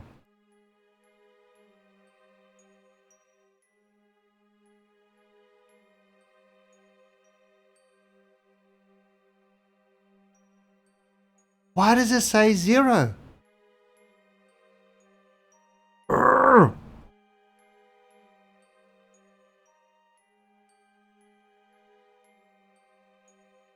Ah.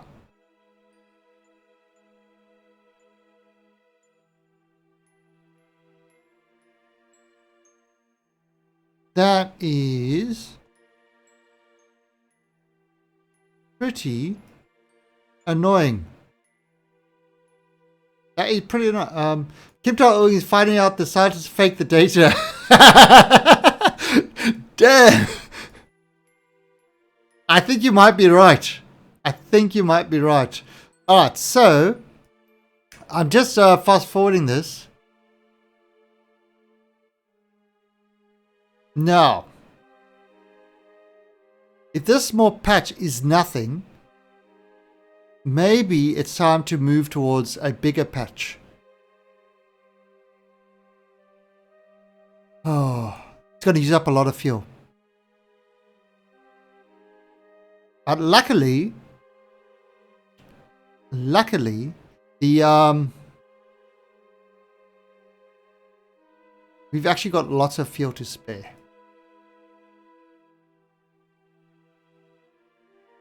Also, dig. Is it an Imperium? Alright, so you see, I'm just waiting for this to get into the lights. Because the one thing that's worse than is, yeah, landing in the dark is painful.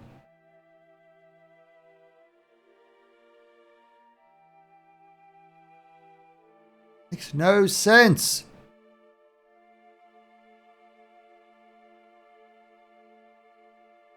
I cannot believe they faked the data. Those gosh darn Kerbals. That's how the glorious leader swears, because he doesn't want people to know his frustration.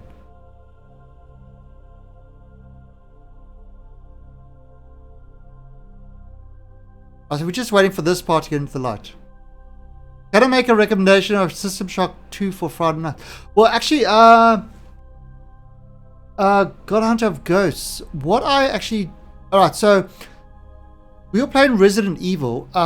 Basically, the last Friday of every night is a horror game. But I think what I'm going to start doing on Friday nights is I've actually got Prey. I bought Prey on the Steam sale, and I actually want to play Prey. Now that's kind of science horror, but it's usually the horror nights are restricted to once a month. And I mean, usually I put a poll up about a week or so before to see which one we want people to play. But System Shock 2, you know, I've actually never played the System Shock games. So that is definitely an idea. But this Friday I wanted to start playing Prey. Tonight... Alright, so should we try go over here to these guys?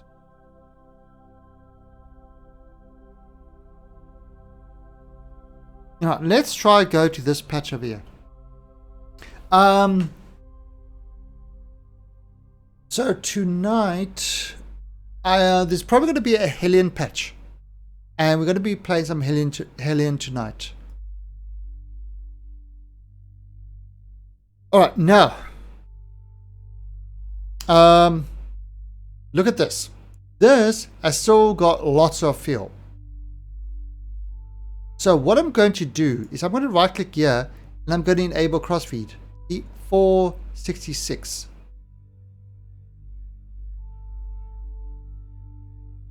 It would be not be better to mine with a robber.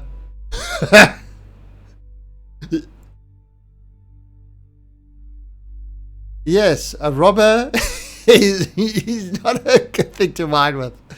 Right, now this is 20, so it's first going to use the fuel from here before it taps into that fuel, which is as it should be. So we've got quite a bit of fuel. Alright, so we are going to try push this up and try get this guy all the way to there. Alright, so...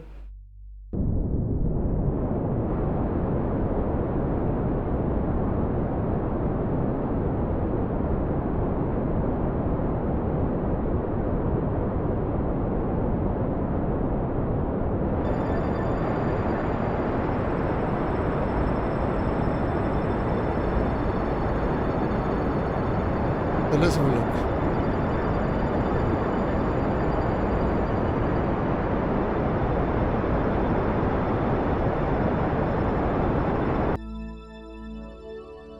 Oh, now that's kind of going up to upper abscess. So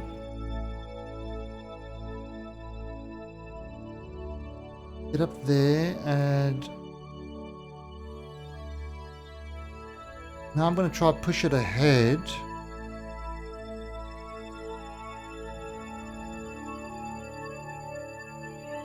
And now, is it better to mine with the rover? Yeah, the rover has if you use a rover, it has some advantages. Definitely. Now what I'm doing is I'm pushing this ahead. Now remember the thing, planet rotates. We want to push this way ahead.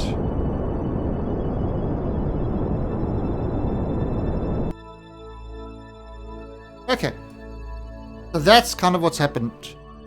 Right, so...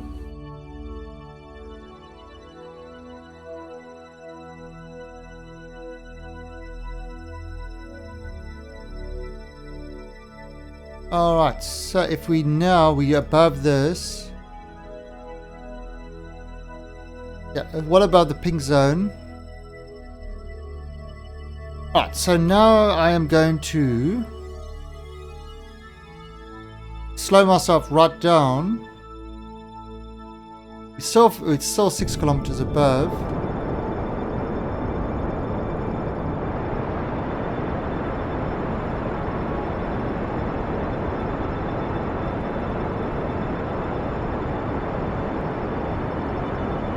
And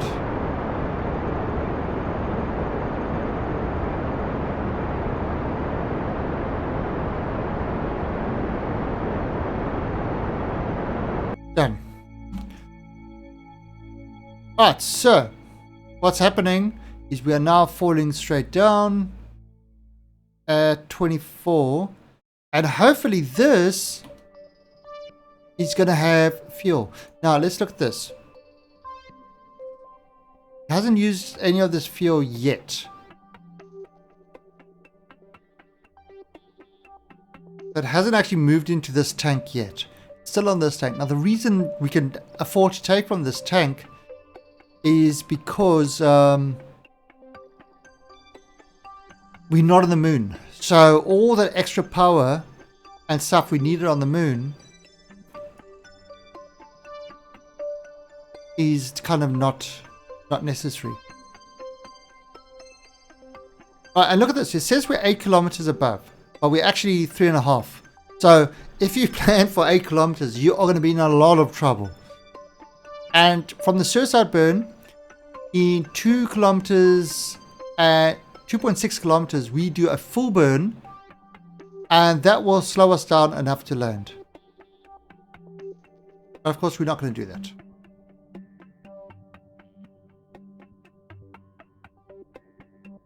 There's my shadow.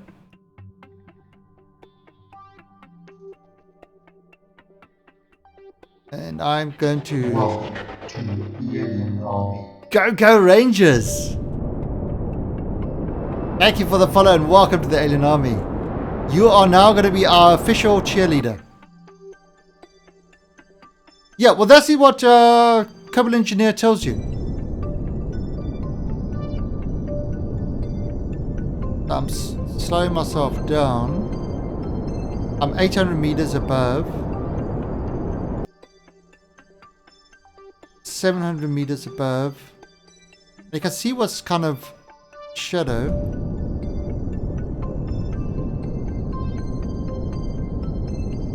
Right, there we go.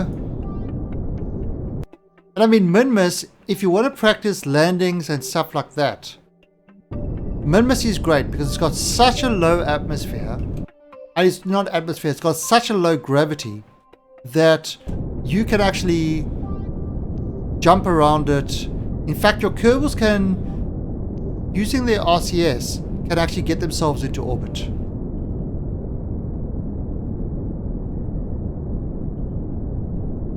Right, so 200, 170.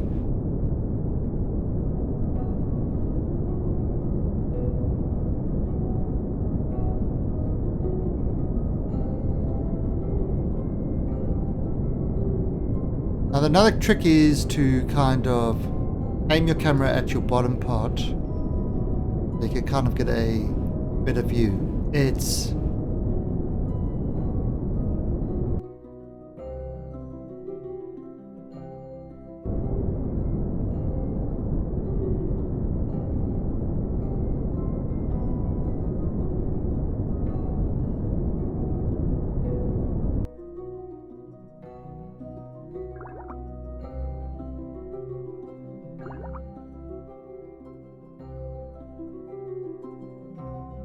Okay, okay, we landed. We landed. Alright, so let's have a look. Run analysis. We found ore. We found it. Iron powered landing chair. Just a chair. Nice. Nice.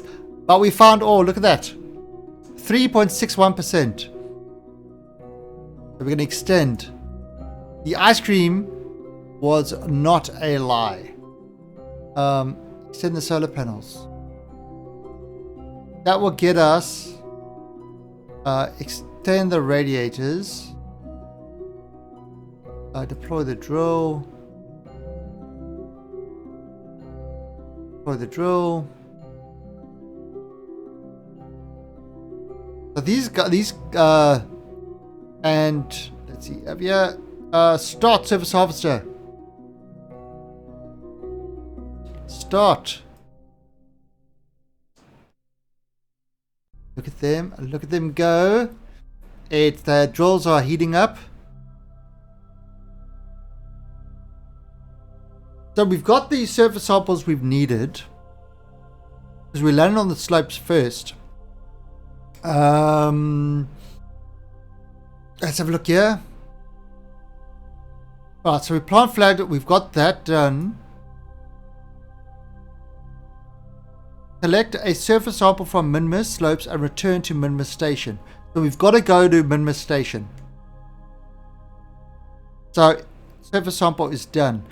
We are now doing land on Minmus with tourists. We got that. Flyby Minmus. Did that. Extract 500 units of ore from Minmus. That is what we're doing at the moment. Alright, it's pretty slow. So let's speed this up. Wait for these things to get to, you know, the core temperature to get to 500 degrees.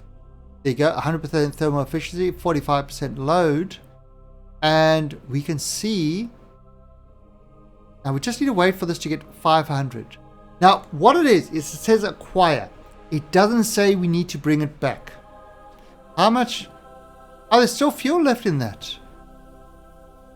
Awesome. So, if I right click on this thing, I right click on this and disable crossfeed. Nice, it hasn't used any fuel from there. Nice, nice, nice. I still got 34 delta. We still got 34 delta V left in our main tanks. In our ground tanks. Alright, so we've got to just wait for this to get to, and kind of these things are taking the heat. So this is getting to 500 and it's not getting past that.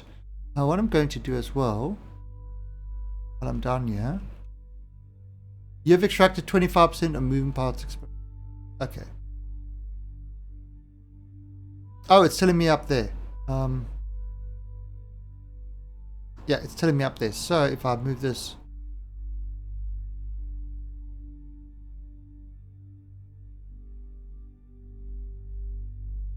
so you see that's busy harvesting the ore. Look at my ore getting harvested. 50%, 75%, 100%. Done.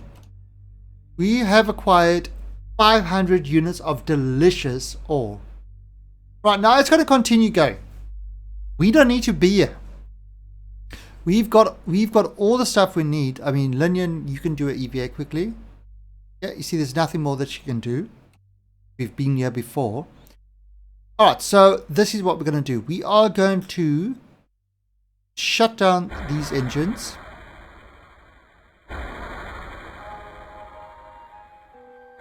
Hey, Ethogen. So, those engines are shut down. How would I do such a thing? Why? Why? What is the meaning of this? Now we are going to take the science we collected and we need to go. This is our target. Now this is up at Height of 29. So how are you doing, Mr. Atherton? Been working hard. And what we've got to do is we've got to get the Minimus Miner up to that thing. So we are bringing this one across. But now I'm gonna guesstimate about there. Alright, so time for this to go. Alright, so we're gonna pump up the engines.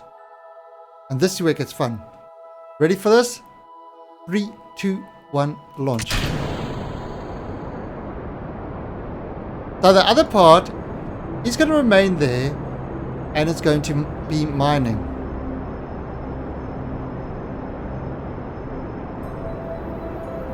And that's up to 30. Always working hardly. Alright, so that's up at 31. That's at 27.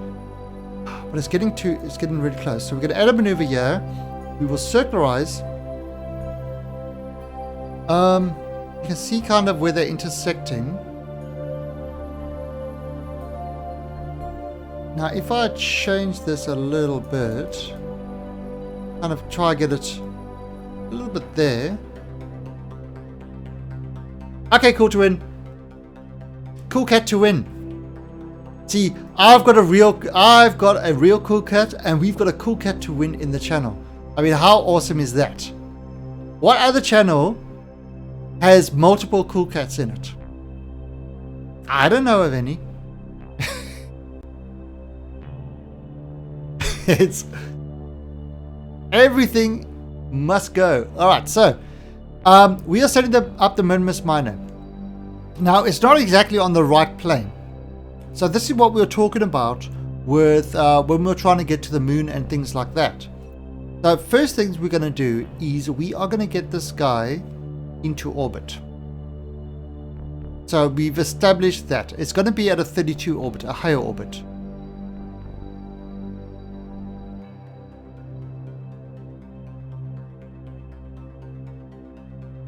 So that's going to be a 3.7 second burn. Now he's got batteries, so he can extend his solar. We're also going to unlock these now. So when it uses those thrusters, it will use fuel from these tanks.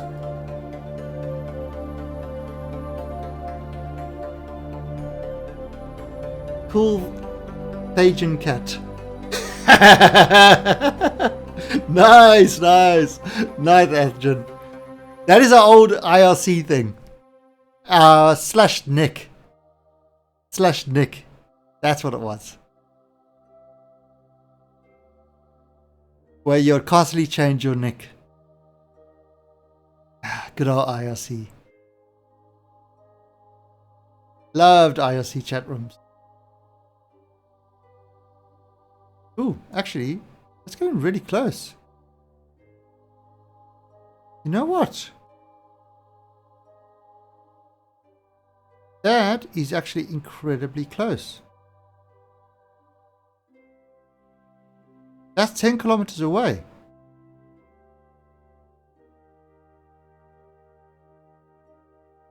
Interesting. Interesting. If I do target, look at that. I can actually target this thing right away. It's 8 kilometers away.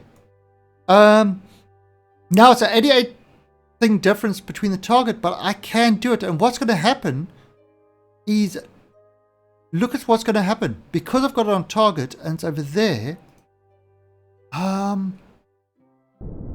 So if I, so look what's happening with my, because I'm targeting it,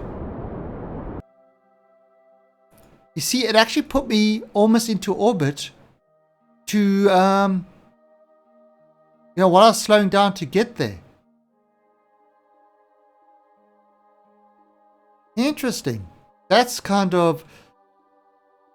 And of course, because Minmacy is so low gravity, I can do that. So instead of actually putting myself into orbit straight away, I could actually just go straight to the target.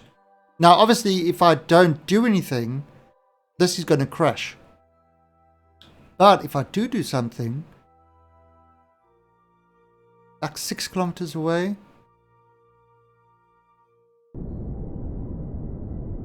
oops, pull.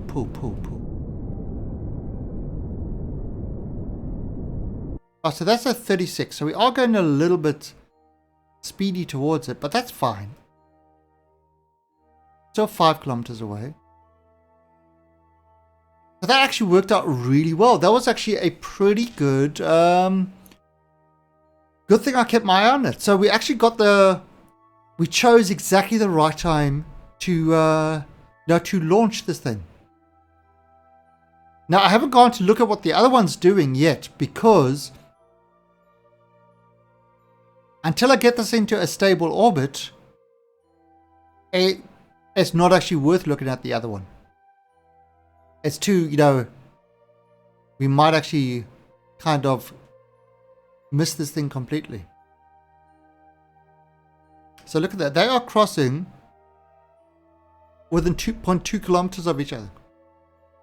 Now they are completely different planes. So what's going to happen, as soon as we get close, as I slow down the target, it's actually going to change the plane to make it more accurate. What I can do is I can just do this a little bit more. Right, there you go, 2 kilometers. What I'm going to do is slow this down. And look at this, as I'm slowing myself down to it, and you see how that plane's changed, and the orbit is getting closer and closer to it. And now it's within... So it's actually, as you kind of get close to it, you are starting to match orbits. And there it is. Minma Station. Right, so... we are within 500. Slow this down even more.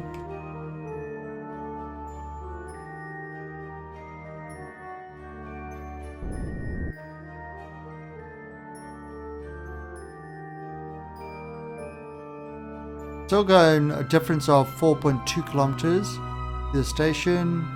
3.1.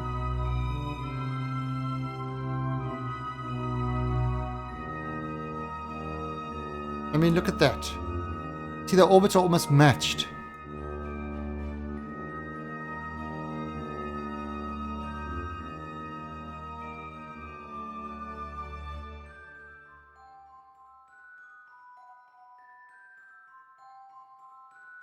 Alright, so 150.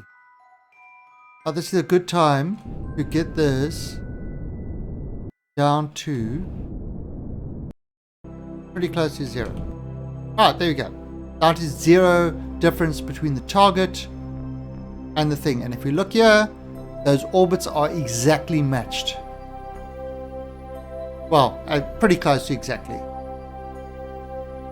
But there you go. So getting yourself within a 0 difference between the target and yourself speed-wise will get you into a nice stable orbit. Okay, so we are going to control from here. We are going to come down here and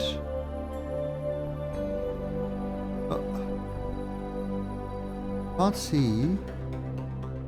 How to get myself? Maybe there's a docking ring there. Right now, you see, it's really hard to pick what docking ring. So this is where this docking control comes out. So there's the docking ring there, and you can actually choose.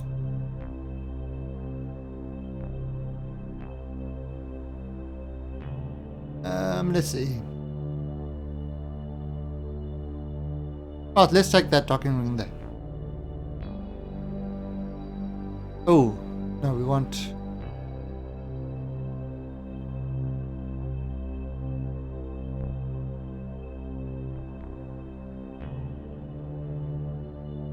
Yeah, I think that one's...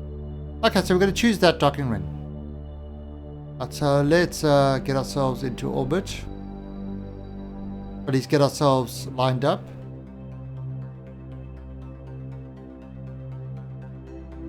There we go, lined up perfectly.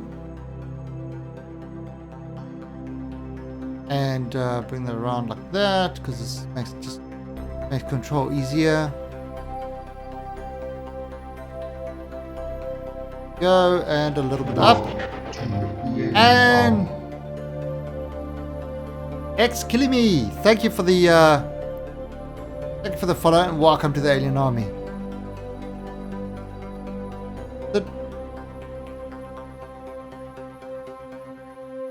Oh, kill him. Kill him. Alright, so we've kind of gone and we've now targeted this. Now we can turn on our RCS and we can move towards the target.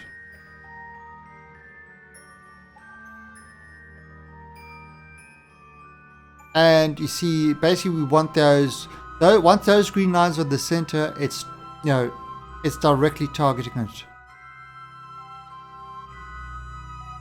Now we're still 146 meters away, so still a ways to go.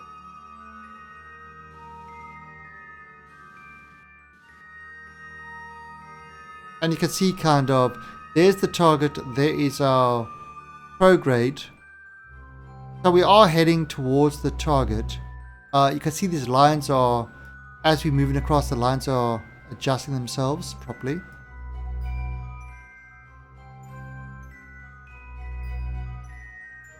And what I'm going to do is I'm going to aim the camera here so it makes it easier for you to see what's going on. And none of this, you know, I don't need any of this visual stuff. This visual stuff here is meaningless because everything I'm doing is based on this.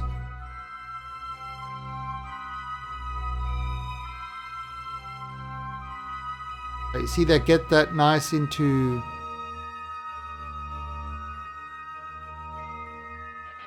Oh. Do you use the docking window? Never. Never use that docking window. And I'll tell you why I don't use the docking window. Because when you use the docking window, you're talking about the one over here. Docking mode. Talking about that. The reason I don't use that is basically it turns your WASD and sorry, what was that? As 205361579. Thanks for the follow and welcome to the alien army.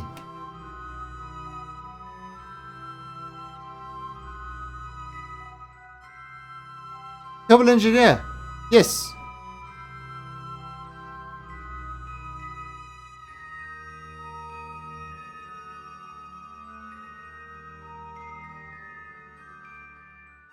Oh, okay, nice. Yeah, civil engineer makes a huge difference. All right, so what that docking window does is it turns that QW, sort of that WASAT that you normally use to control the orientation of your ship. It turns those into the RCS. Instead, I use IJKL and HN for my RCS. So I can control, control my ship like that. You can see, I can control my ship like that and use RCS at the same time. And that's kind of important. You know, I don't want to lose control of the ship and switch between docking mode and stuff like that. So I really don't like that docking mode. To the alien army. And Delta Alpha, thank you for the follow and welcome to the Alien Army. Alright, so we see, look at that. We're coming straight in. This line is saying we're going straight at the port. We are coming in at 0.06, which is a little bit quick for docking. A little bit quick. But what we're going to do is 10 meters away. Let's slow this down. And change that to 0.02. Okay, now these lines are completely lined up. What we can do is I can turn off the RCS and turn off the toggle SAS. So it's just going to let the magnets take over and dock it. Once it gets, look at that. It was lined up and the magnets docked it. Oh!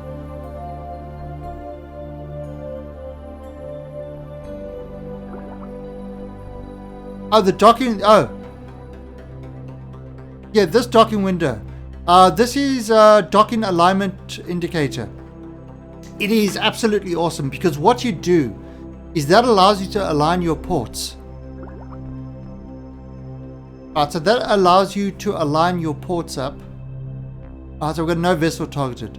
It allows you to line your ports up. You get that orange marker in the center. That means the control from your port is lined up exactly with the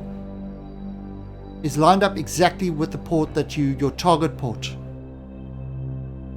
So if that's in the center like it was, those mean the ports are exactly the same, and then it's a matter of just moving them around.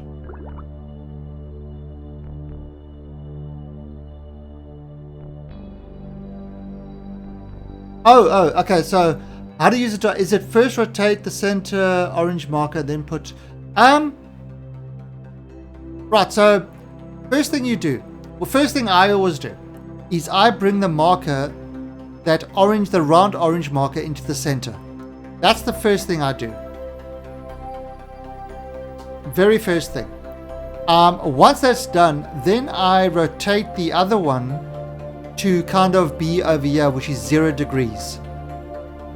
And then I start using RCS to kind of bring the green lines close, to the center so I can go straight in. So I think I finally read it, Joe. I think that's what you meant. Alright, now look at this. Return a surface sample from Minimus slopes to Minimus station. Done. So you see, I can take this. And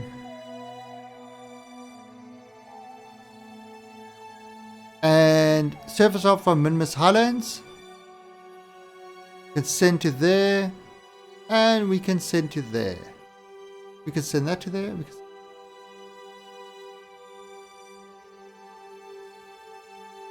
And we'll keep that. Alright, and there's no scientists in there. The scientists are in here. Yeah. So, I mean, there's no... Show you can do it any way you want to, but I highly suggest the first port of call is always line up your ports. Because that will tell you... I mean, that's number one. Line up your ports. Then you actually don't even need the docking indicator anymore. Then you can actually use this. But it's always about lining up the port. Hey, edible rubber. Yeah, oh, you got it.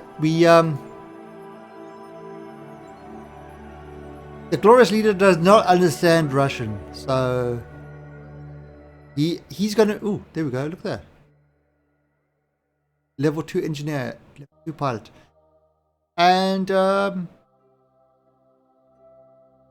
we can transmit that science. Alright, so we've completed that. So we brought up the surface sample, planted the flag, we've collected 500 units of ore. Actually, while it's here, let's go back and look at what this other thing is doing. The Minimus Miner probe. Now, I put a probe on there. Green glow. No worries, edible rubber. So you see, this is still mining. It is still mining. Because we actually put a probe on here. So it's going to continue mining. The rate it's mining at has dropped tremendously.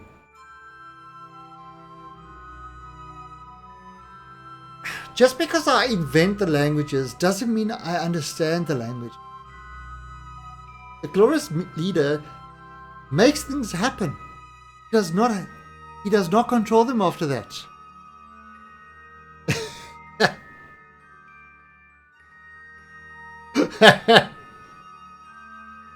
Nice, Kovac. Nice.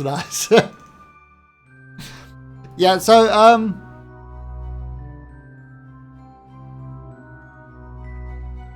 the glorious leader is an ally of all mankind.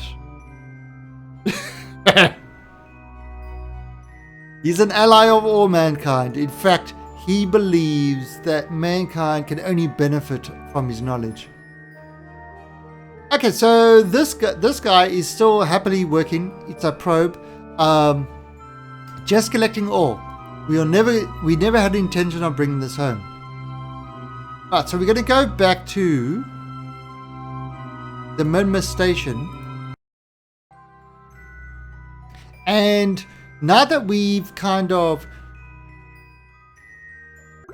landed our kobolds, we've sort of landed on the moon, they've done the ore, they collected the samples, they brought everything back. We've still got to return the tourists. You have to return the tourists back to Kerbin. So let us decouple this. We're on this one. Turn on. Move ourselves back from the station.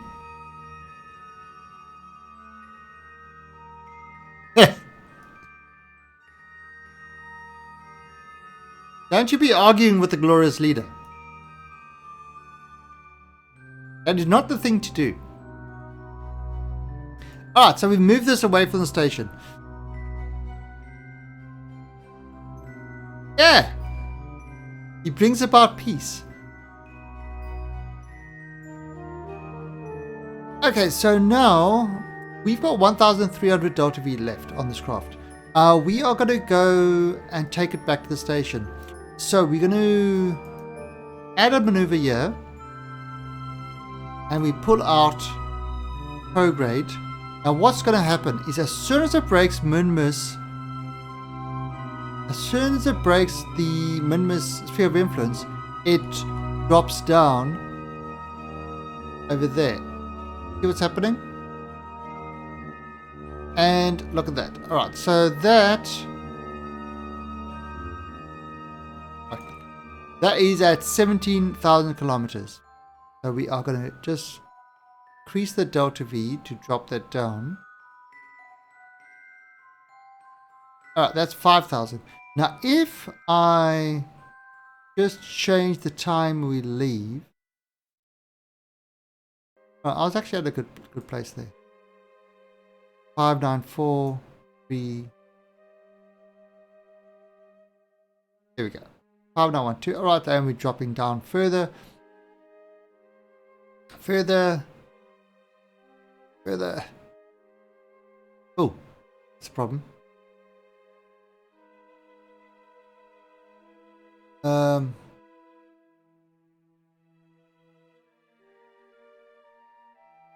What's that? Reapsis.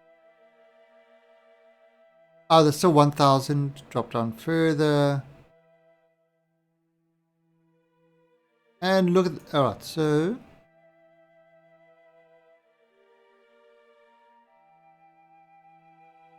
just adjusting this. Oh, there you go, 370. So we are leaving there. We are going to be within 370 kilometers. We drop down further. And what I'm going to do is this is how you get back without burning up. And without having the fuel to go into orbit first. So you see, I'm dropping that down. You see, 67 kilometers. I'm going to drop it all the way down to about 53 kilometers.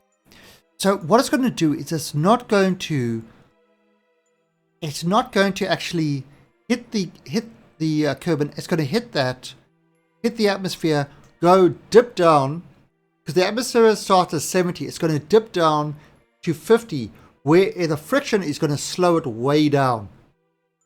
And it might have to do a couple of rotations, but that will be enough to get itself, onto the ground. So we are going to set ourselves over there, and it's only going to cost us 160 delta V to do that. So we are actually going to land this craft on Kerbin safely with 160 delta V. Of course, we've got no choice of where it's going to land. But it will land like that. Now we've got plenty of delta V left. So we're gonna adjust this a little bit.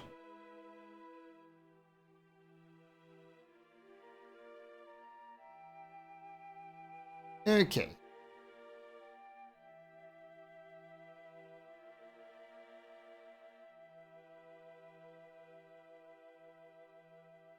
Alright, so that's in 46 minutes. So we wait for this to come around.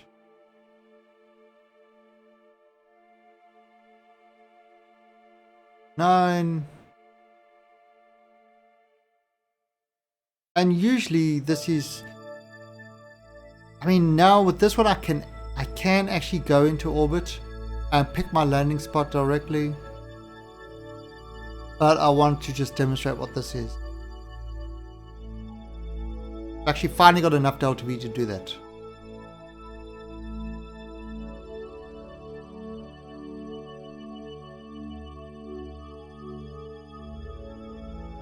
Alright, let him go, look at him go.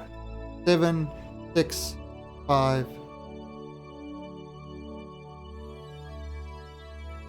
One minute. Okay. So let me adjust this. Turn off RCS. Don't need that. Adjust that there.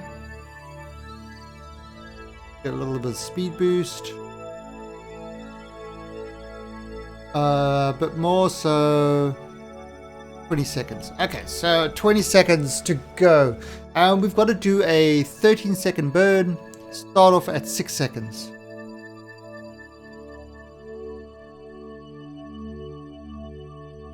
Alright, and boom.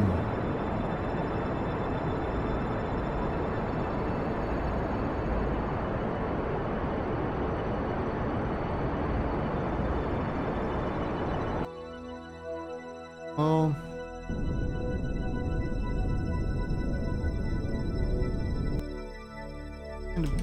There we go. Alright, so let's have a look at what's happened. So he's going to go over there. He's going to come in at 52. So that's good. So look at him. He's going up there. Now he's coming down.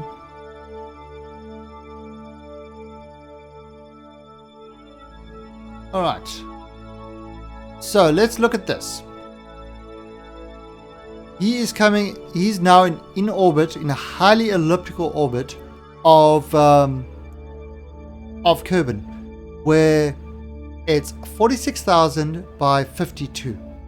That is his high level of what's called eccentricity. Oh, I haven't even got that over there.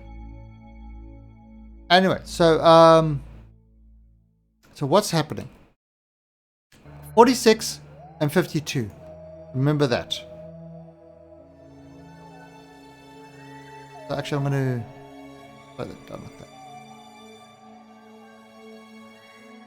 Right, so we are getting close to this. 46, 52, nothing's changed.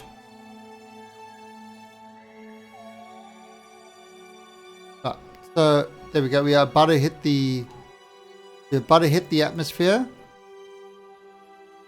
46, 52. Right, we hit the atmosphere now at 70. Boom. So let me track these. And immediately, as soon as we hit the atmosphere, look at that. The upper atmosphere's height is dropping because it is now the friction of the atmosphere is actually causing that. What I'm going to do is I'm actually going to fire off my rocket now, and that's going to help slow this down. It's going at 3,100. So it's going pretty fast. And look at that upper atmosphere's height absolutely plummeting down. It was at 46,000. It's now at 2,000.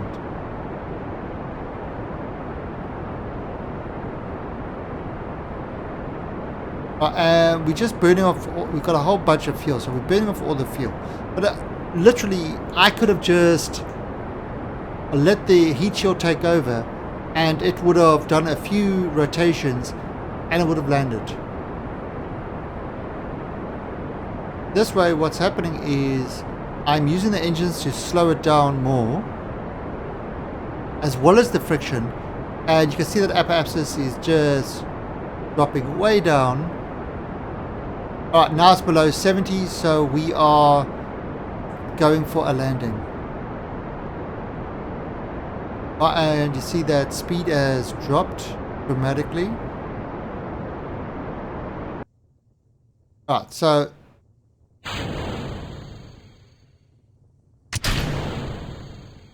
alright, so I get rid of that. And our heat shield, but our heat shield is kind of, it's hardly going to use any ablator because most of the stuff has been slowed down by that engine.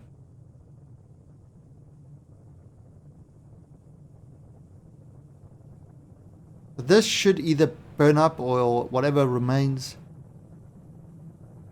But this should, the ablator's been ablated. The ablator is ablating. And our speed is dropping.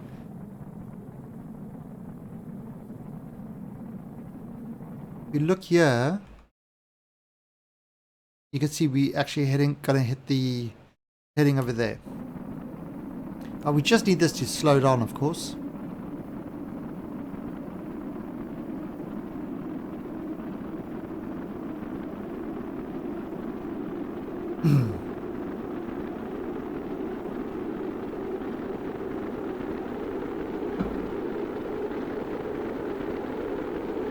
Oh, look at it go.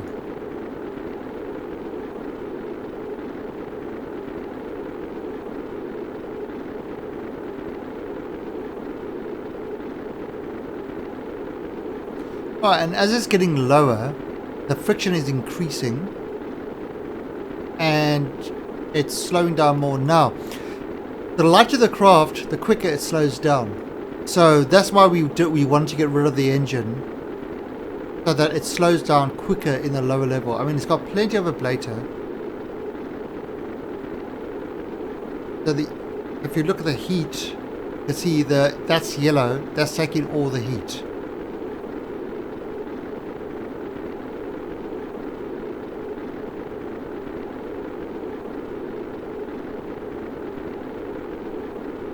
Hey, Archangel. You're just in time to see a successful mission. Well, we hope. We hope a successful mission.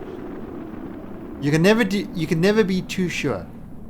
Alright, so it's slowed down enough that it's not taking any more kind of heat issues. See, that's cooled down dramatically. Now it's still going pretty fast, but as the as it's getting lower, the air is getting thicker and it's slowing it down. I mean, it's still at 11 kilometers. And the parachutes are safe to deploy at this at this speed. We can deploy them. Well, they're not deploying yet. They'll deploy when it's safe, but it's they were no longer red. So if I deployed them before, it would have broken. Now they'll deal with it. You see, slowly, as it's getting to the thicker atmosphere, it's getting slower and slower. Yes, yeah, it's although if you, I mean, I once almost ran out of the ablator because it came in too shallow, and so every time it went round, it kind of used up way too much ablator. I almost ran out of the ablator. Okay, and there we go. Look at that. A nice, soft 5 meters per second landing. And we're landing in the ocean, so it's going to be the equivalent of 1 meter per second. And you can kind of see the height over there, which actually matches the height over here. And that is because we're actually landing at sea level.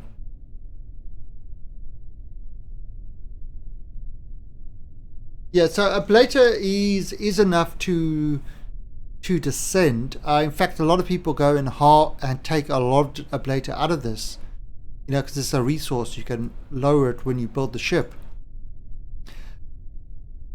But like I said, you can actually use your engines as a heat shield as well, which is really useful.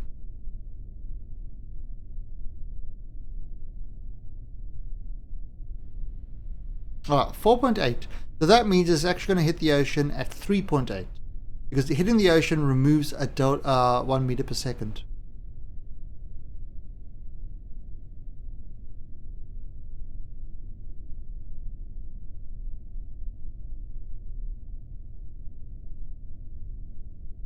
Alright, there we go.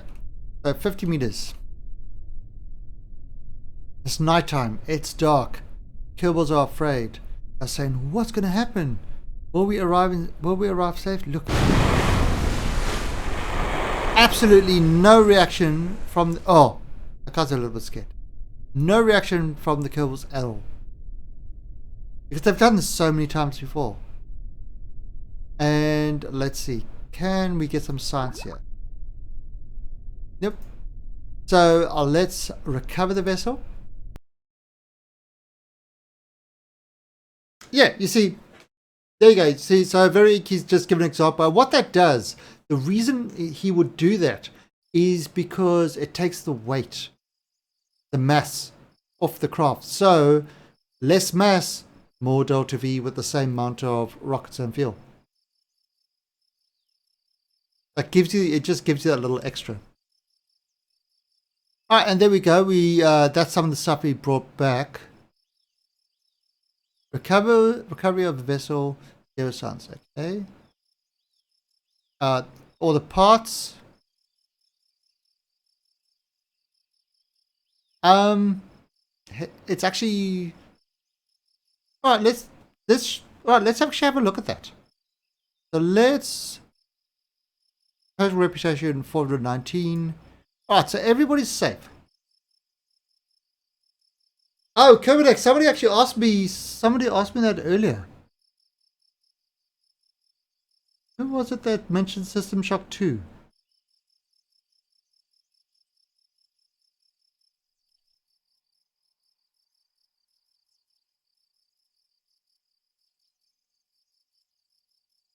Yeah, alright,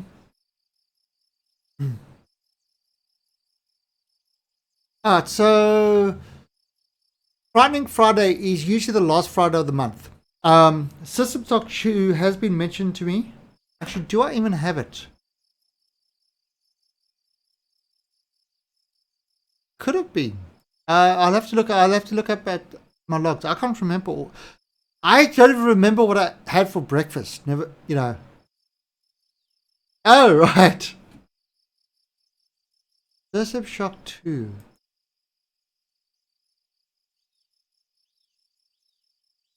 Oh,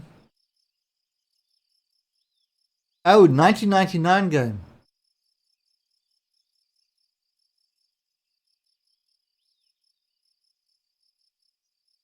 You could try it.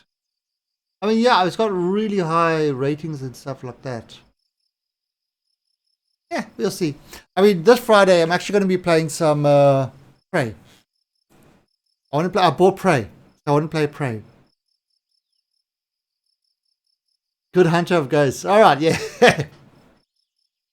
Yeah, it was funny. That's two in a row that have asked me that. So let's actually just have a look at this.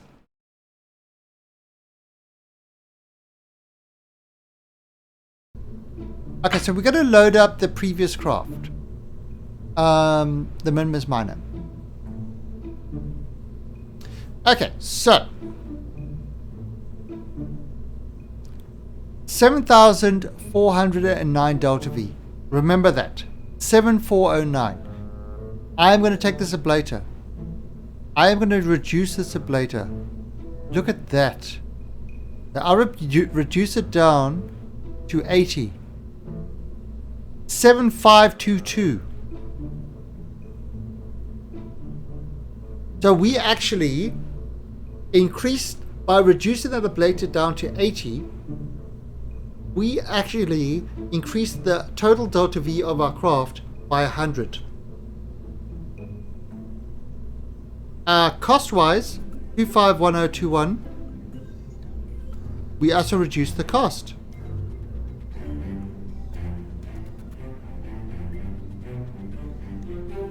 One by 360.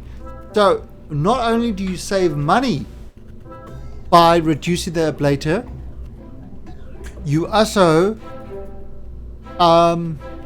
increase your Delta V. That was the craft we just had.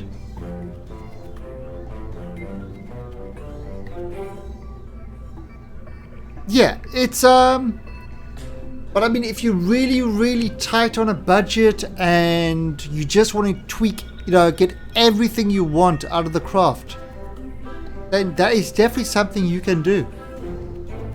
That is definitely something you can do. I mean, say you want a few, you've got kind of a few parts coming back, and each one that you can reduce is a little bit saved. So there you go. The more you know. Alright, so let's just head out and let's just see what our returns are. Ooh, lots. Alright, so fly by the moon with 3 tourists. Yay, completed 214. And we got 2 credits. Or 2 rep. Land on Minimus with 2 tourists. 267 and 6 rep. Return a surface sample from Minimus Slope to Minimus Station. 86,021 rep. Extract 500 units, 129,000, 12 rep. On the flag of Minimus, 94,008 rep. Okay, it's the Minimus Miner debris recovered. That was, I think, our central stage. We got 4,600 back out of 52,000 cost. It's something. It's something. The side tanks, 83%. So for every 14,000 spent, we got 12,000 back. So that was 48,000 back.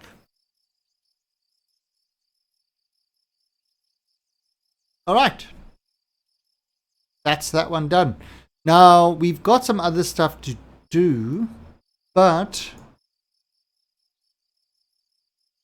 269 science, so we didn't really get a lot of science. However, we got a lot of money. And what that means is we can upgrade this one to a maximum level.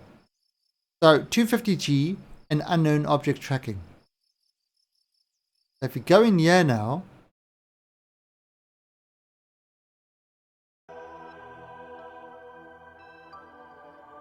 And we look. There you go. Unknown objects. It's starting to track unknown objects. It's starting to pick them up. Size class E, huge. There's another one. So it's starting to pick up the asteroids. Yeah, sure. We are playing hard mode at the moment, so you definitely do need it. I mean, it's like there's no readjusting your angles or anything like that. You definitely want it. So we back down to 119. So our mission control, you can have a look and see what else is available. Now, bunch of tourism stuff.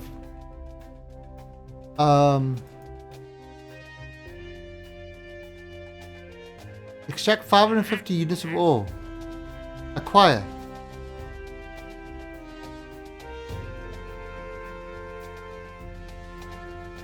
I wonder if that thing that we did there would actually work. No, they'd probably want more. They'll probably want more. Part testing I don't even bother with. We've got field research, bases. Perform a science experiments on Lunar Station.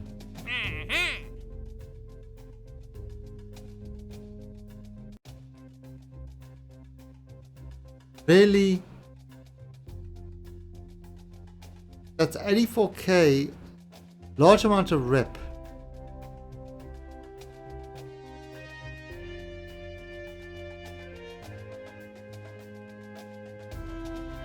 Does the stock vision enhancement high res mod still work? I believe so, but if you're having a problem with that and CCAN, try there might be some issues with it. You might need to do that one manually. You might need to find it manually and install that manually. Like I said, CCAN works pretty well for most stuff, but sometimes it does have issues with things that have been pre-installed and things like that. Usually those sort of ones, like especially the visual ones, you want to do first. Stock vision enhancements.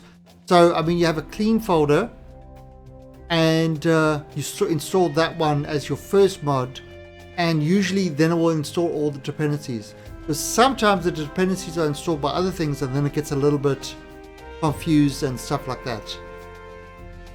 There's various tricks with CCAN.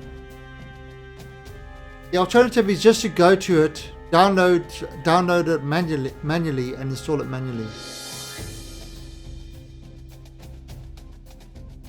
Oh, yes. Are you using 1.3? Are you using Kerbal KSP 1.3? If you're using 1.3, a lot of mods haven't been updated to 1.3. Or if they have been updated, they're not on CCAN yet. So some of them you do need to install manually. Yeah. I'm still using 1.22. I'm not using 1.3 yet because some mods are not available for me on 1.3.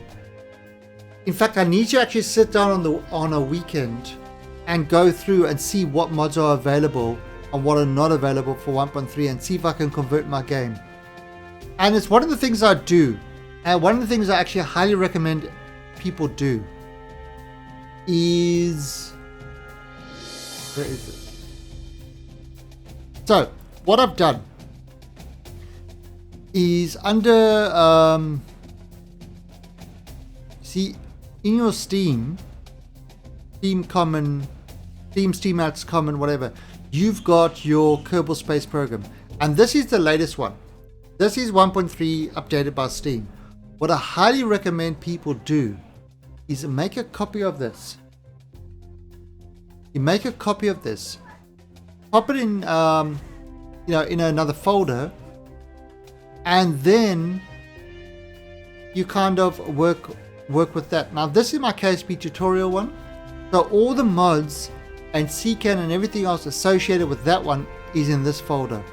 In my Kerbicide one, everything is associated is in this folder.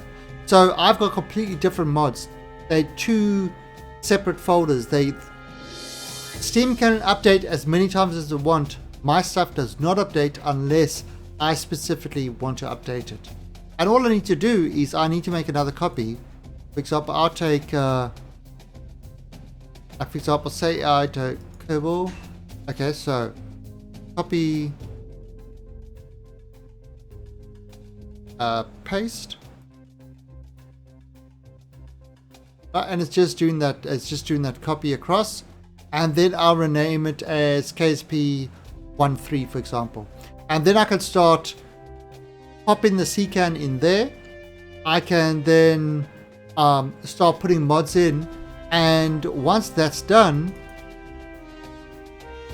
you know, I'll just take the saves and drop the save in and see if that works.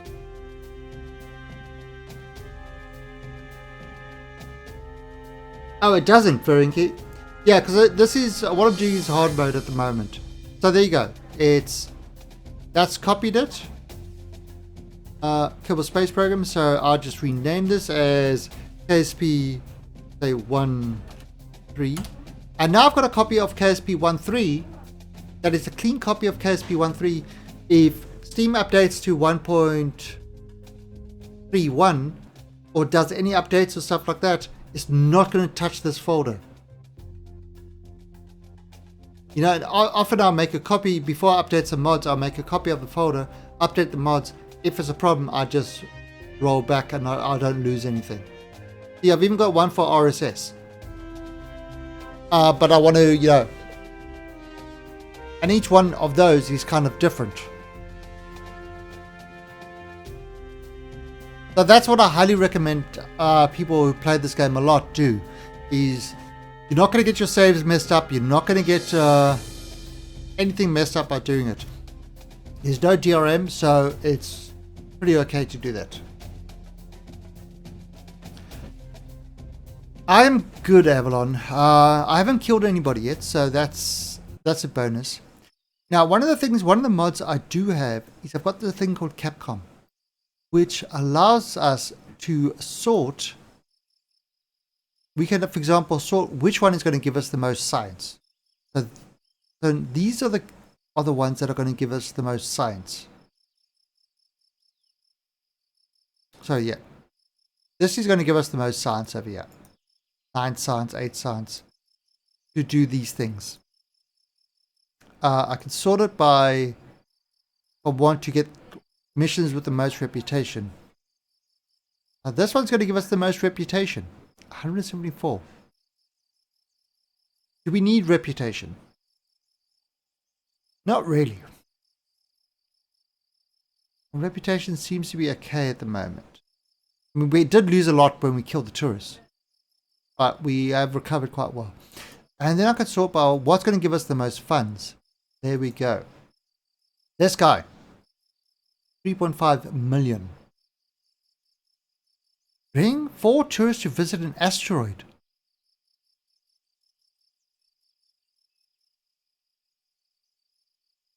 Wow.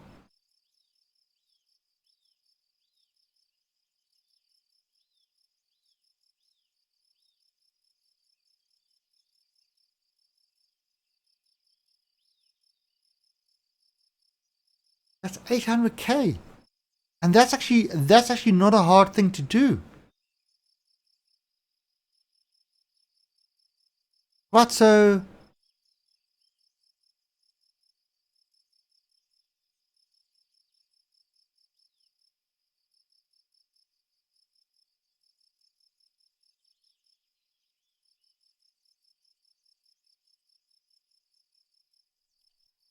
no, I'm just looking.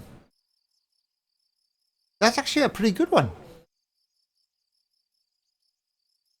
+1 reputation. I think it's a bring 2 tourists to visit an asteroid.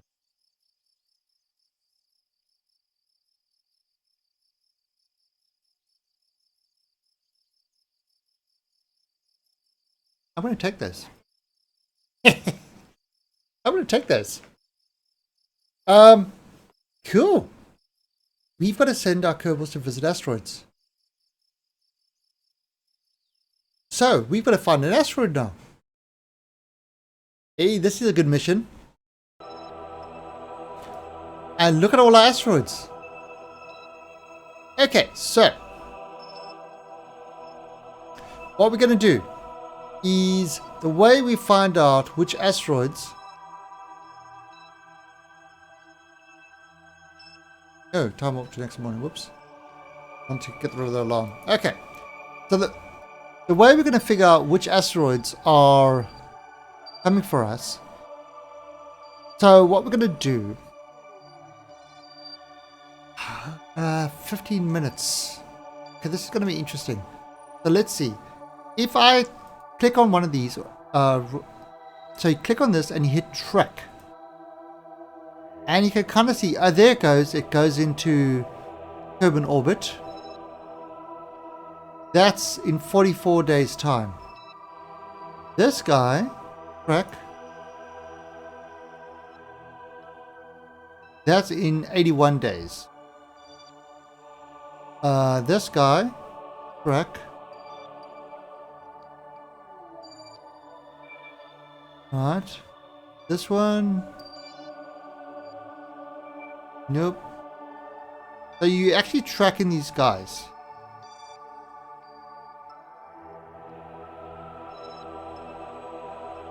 Alright, so I think this one, he's the one that we want. So he is, what is he?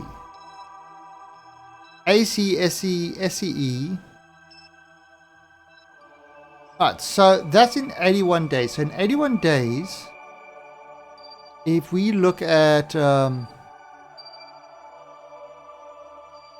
if we focus on Kerbin,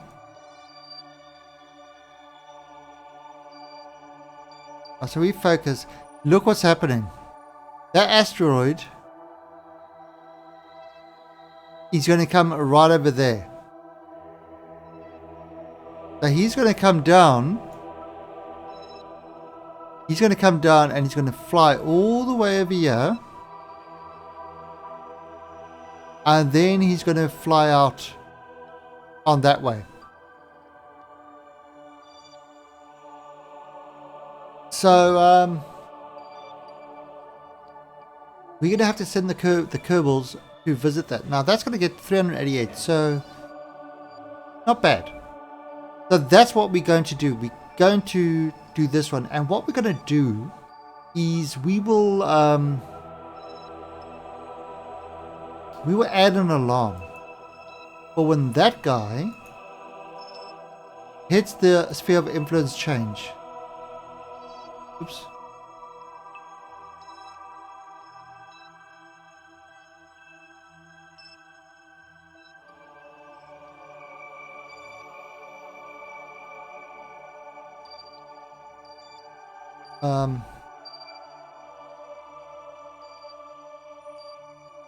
So can I do it this way?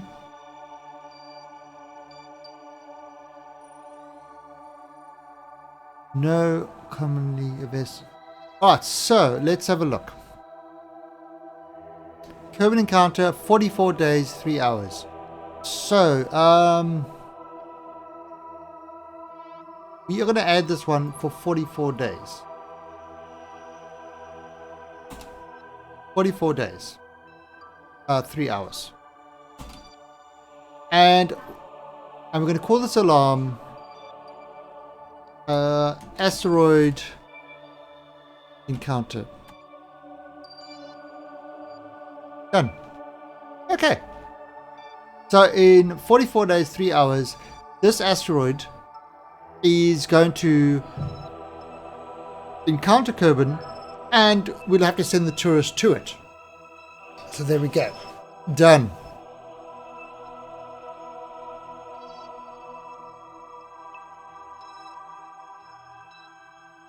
Right. So that's what we are kind of I have to do now. Let's actually we just warp it to that. Let's warp it to that. Let's do a little warp.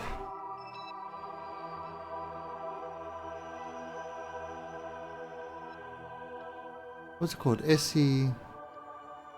Right, so let's do a little time warp for that. And I'm just going to go to the bathroom quickly. Give it about 100 time warp. You can have a look at what's happening. And I am just there. 10,000 time warp. I'll be back in a bit. I am just going to the bathroom.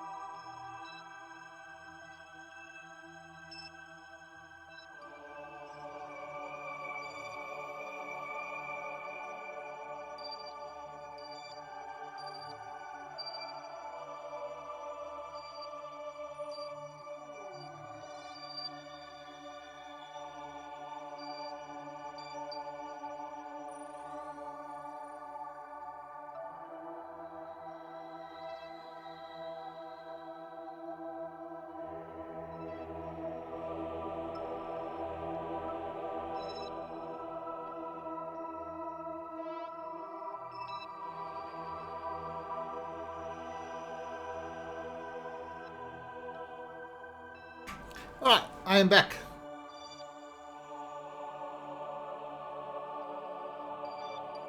Oh! What's happened? What you guys? Overlord Secretary, French Tickler. Nice. Alright, so the alarm is finished. And see, it's almost doing this encounter. So we're just going to do a little bit more. Okay, there we go. So this is what's happening.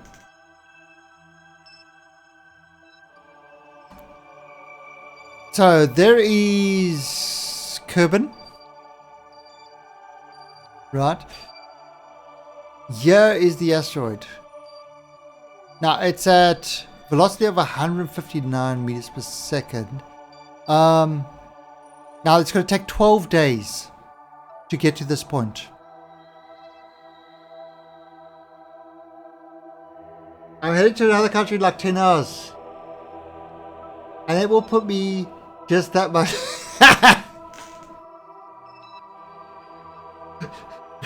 Don't do it, Mike. Don't do it. Don't make me run away. I will. I will run like Forrest Gump. Okay, so this asteroid is coming in around there, and now we are going to encounter it. So how are we going to encounter this asteroid? So this is the thing. What we are going to do is we are going to have to launch, and we're going to want to put ourselves into this sort of orbit. You know, in that same sort of plane. Actually, can we tell what this is? Is this a big asteroid or a small asteroid? How can you tell? I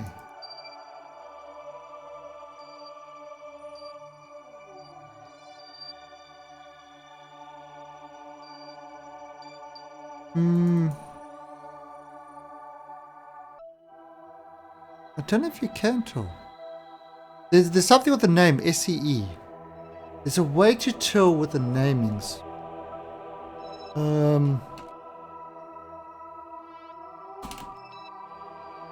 Let me see. There's a specific.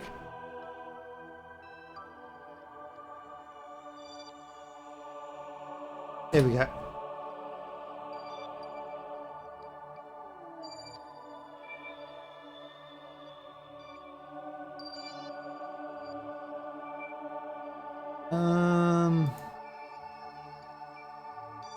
Oh no, that's a planetary society.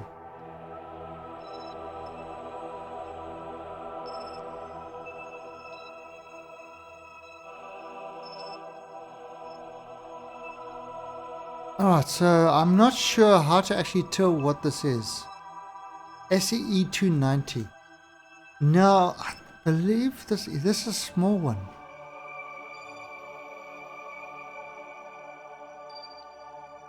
Wondering if the KSPpedia has got some information. Locations, rocketry, heat, science, resources, asteroids.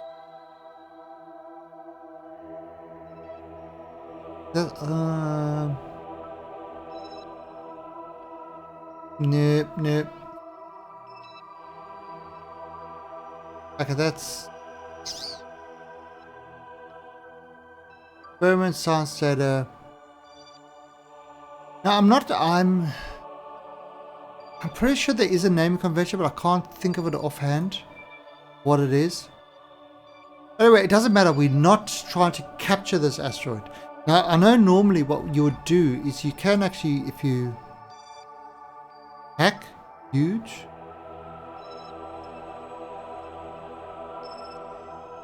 there's size class D, size class A, size class C, there it is.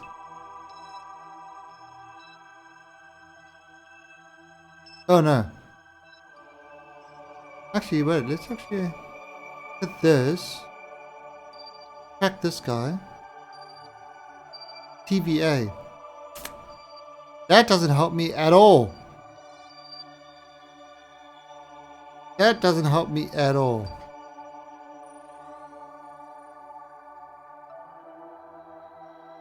SCE 290. So I actually don't even know what size class this thing is.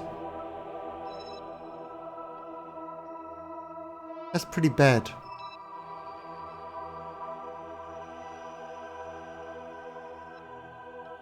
That is pretty bad. No idea what size class this is. But it doesn't matter. It really doesn't matter. Because we are not trying to capture it at the moment. We are just going to... We are just want to attach to it for our Kerbals to get their asteroid view. And then... Hey, Mrs. Sumter with the host. Thank you very much. How was your Imperium? They are out there watching. And look at Mike, not wanting to feel left out, hosting as well. Thank you, Mike. Mike the gaming wizard. He's a wizard, Harry. He really is. Alright, so we've got the asteroid coming there. We've got this guy going there. So let's create a craft.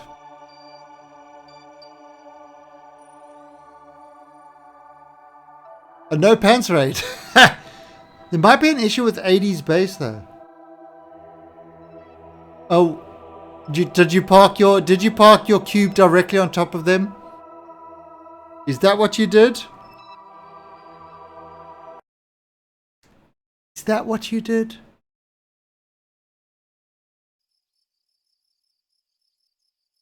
I would imagine that's something you would do. Alright, so we've got to get this guy.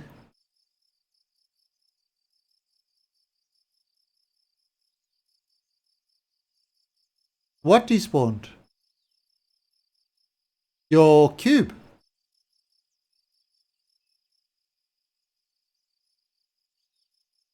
Your cube or their cube? Oh, the entire base. Well, if they took out the cubes, they were saying they were moving. If they took out the cores, it would despawn. So that could happen.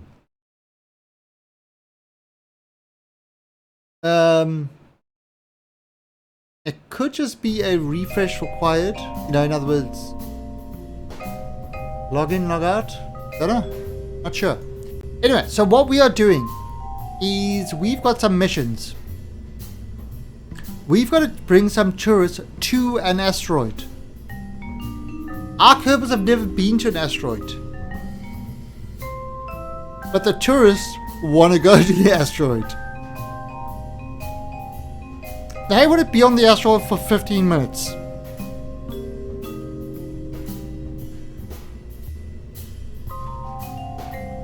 Unbelievable. We have got 6 Kerbals to go to an asteroid. It's a lot of money. And we need to have at least a pilot there. So, we're going to have and right, we're going to do that. Now 2 and 4.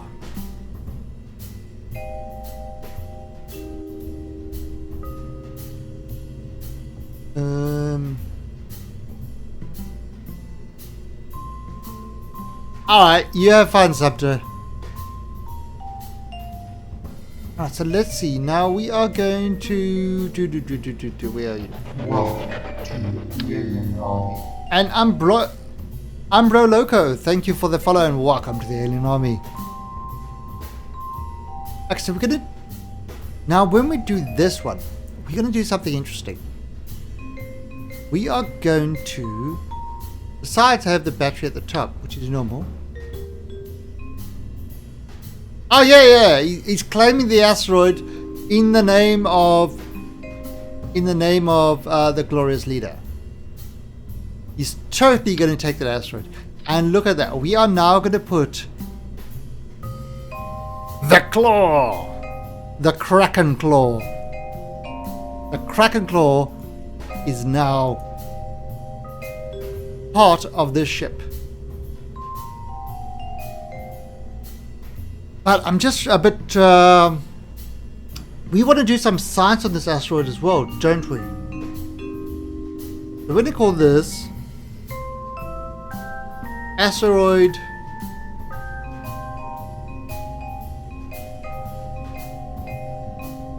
the kitty is fine.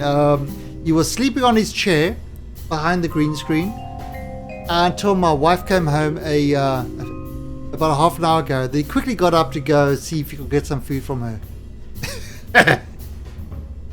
To get some snacks and an early dinner. That is how the kitty does. And he decided, you see, he's got a whole lot of different... So this is the latest thing. I believe this is a cat thing. But I don't know, because he's the first cat I've had. He's like a dog. A dog, you can give the same food every day, all the time. And in Blue 701, thank you for the follow and welcome to the Alien Army. So a dog, you can give the same food every day, it's no problem. A cat, says, I'm bored. Give me something else. So you've got to actually have different flavors of the food. So with the kind of his wet food that he's got, that we give him a packet of every day, it's kind of, there's a whole lot of different colors.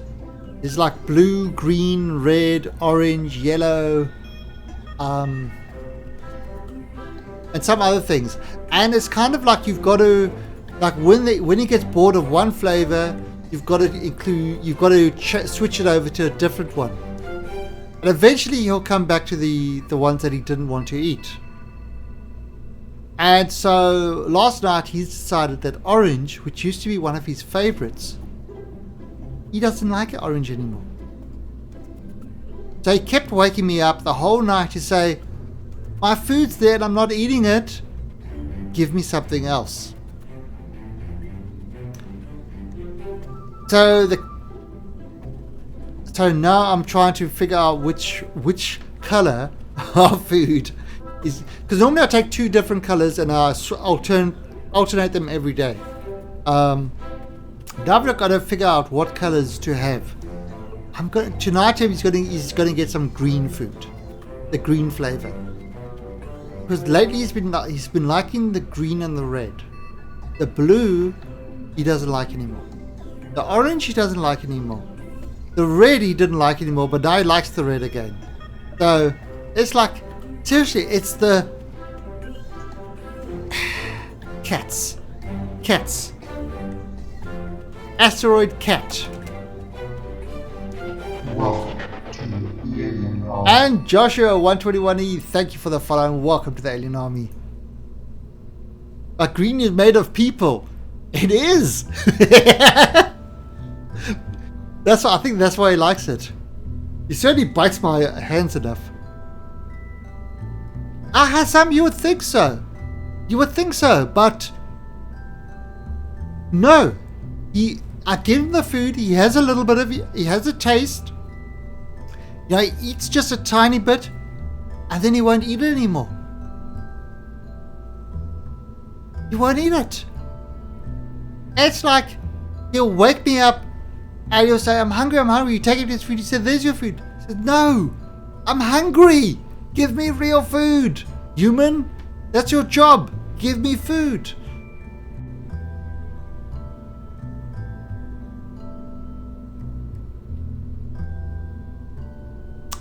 That guy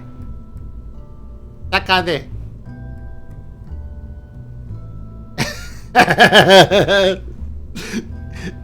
He is a spoiled cat. I will not deny that he's a spoiled cat.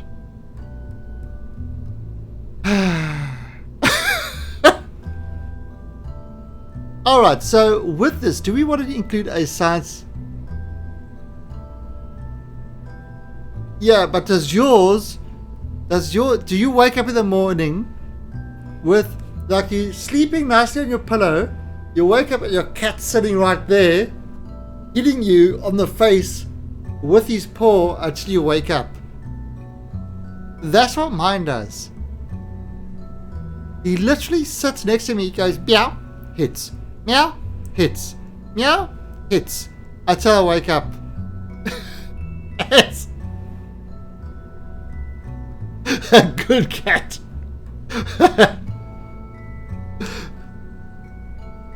Seriously.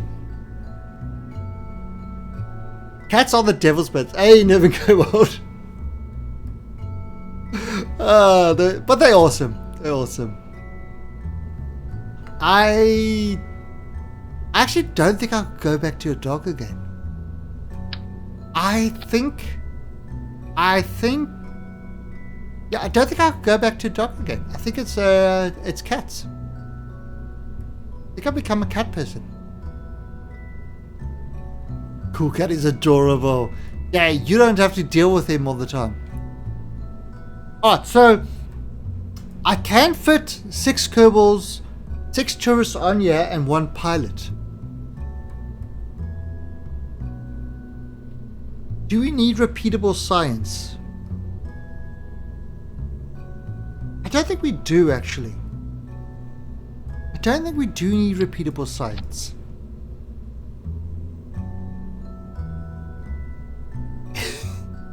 We're gonna have a lot of lurking over there. Oh, so we are definitely gonna have some science on the asteroid. We're gonna have that there. I'm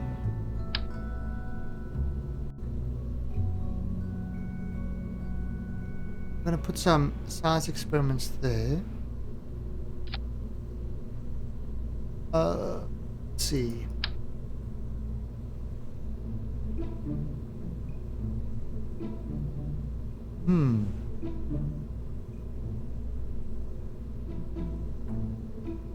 I need one. I don't see my credits. Surprisingly enough, exclamation point credits. Very complicated stuff I've got over here. So exclamation point credits would allow you to see how many credits. Exclamation point time would allow you to see the time. Exclamation point something or other would allow you to see other things. No idea. So many choices.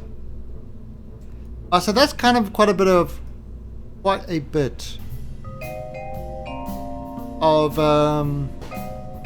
the science stuff. Okay, Azalis. Oh, you got another tournament tonight. Okay, cool. Alright, so, and now we're going to put some more batteries on this thing.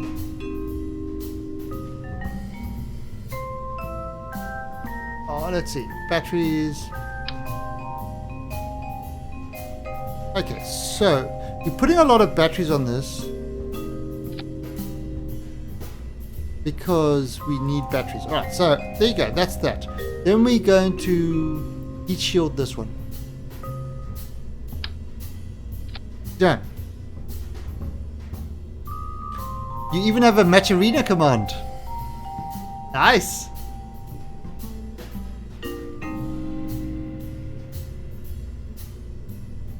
Yeah, so Azalis does StarCraft 2 tournaments. So if you are interested in playing in any StarCraft 2 tournaments, competitive tournaments for actual real cash, not Monopoly money, it's real cash, it's cold, it's hard. Well, actually it's made of paper, so it's not really that hard unless you stack it really tightly together.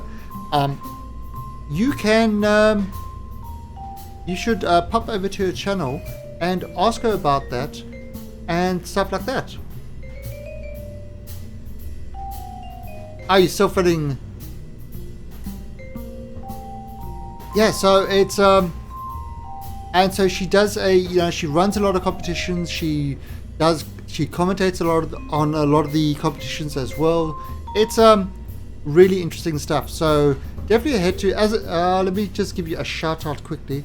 So Azalis, if you are interested in that, then Azalis is the lady to talk to.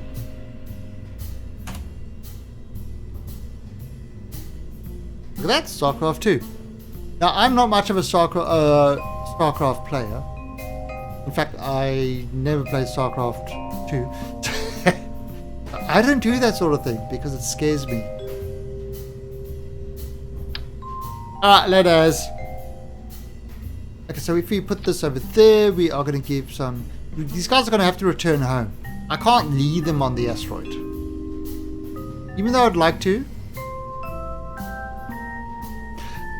Yeah, it's, I mean, when these guys are start measuring, how many action per minute have you got? My action per minutes destroy your action per minutes. No, it's actions per second. That's where I'm going wrong. See, I don't know this shit.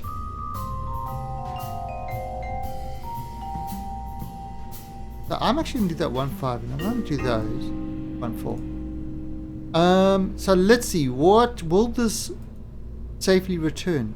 99.8, 6.2. Oh, that should be alright actually. Be alright. Okay. So that is our return vessel. Ooh. I just for... So that is our return vessel. The tourists will get to the asteroid. They will attach to the asteroid.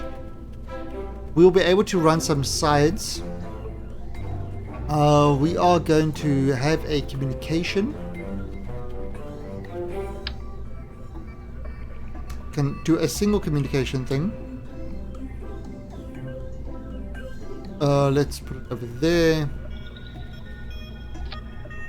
Alright, we'll be able to communicate our findings back.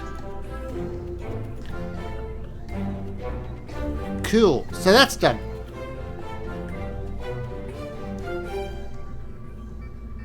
Oh no, no Iceman. No. This is hard mode Kareer. I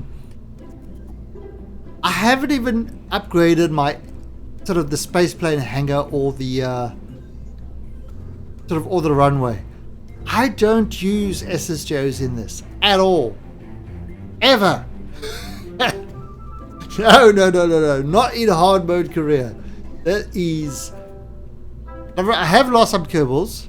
I've lost a few. The mistakes were made. Accidents happened. Alright, so... Wow, ass. Alright, so now we've got to kind of have a part of the ship that will... So that is our return vessel. Done. We've got to have a part of the ship that is actually going to catch the asteroid and, you know, navigate to it, attach it, wait for 15 minutes, and then return home. So, it's going to have... It's actually going to need quite a bit of Delta V. He's definitely going to need some Delta Vs. The Vs are required. The Vs are definitely required.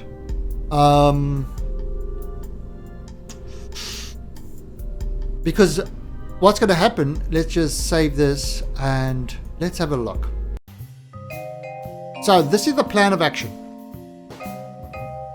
Now we're going to need a lot more than 3,400 to get us into the atmosphere as well.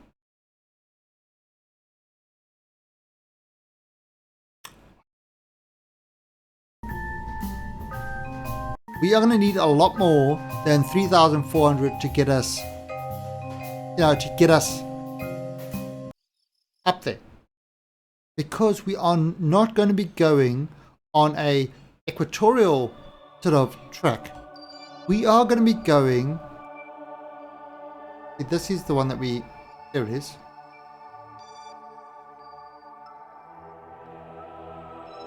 So we are going to be... So the asteroid is coming down that way. He's flying across like that. We are going to launch ourselves in that sort of trajectory. That sort of orbit. Then we are going to send ourselves out, so that this kind of try to get us into the same plane. Then we are going to send ourselves out and we are going to have to try catch the asteroid, possibly over here. Possibly here. So we are going to have to push out, catch the asteroid over there. Then we are going to wait 15 minutes.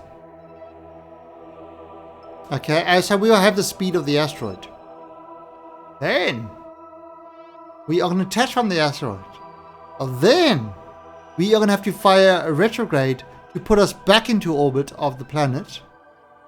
Then we're going to have to try get us, land on the planet. So I don't often do this even in sandbox mode. So this is going to be an interesting one.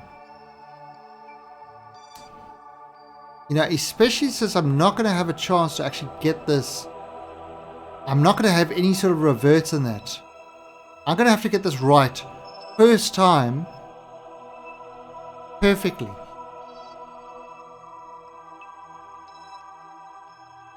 See, so this is going to be tough. There ain't no lie. It's going to be a toughie.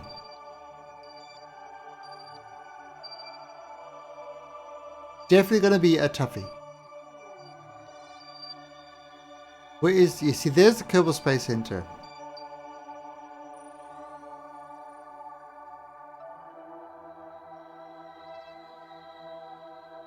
Okay.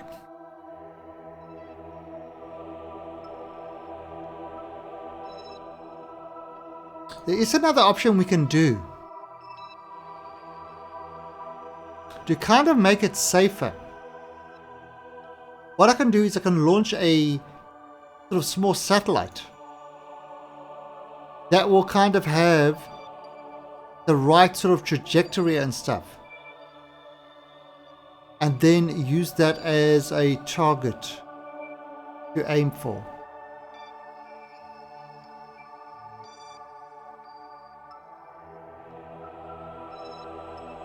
One way of doing it. Okay, so that's kind of the plan. So it's to get there, to get ourselves into orbit, and then ride it out for a bit, and then return back. So yeah, we are definitely gonna need some oomph.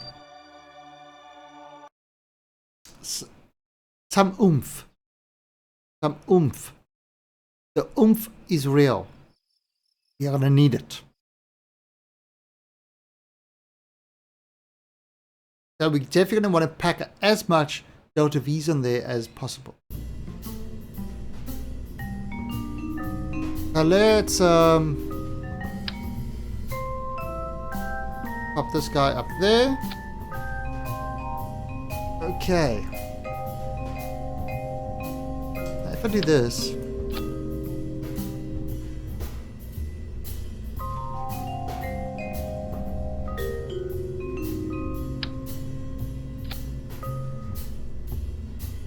$2,600.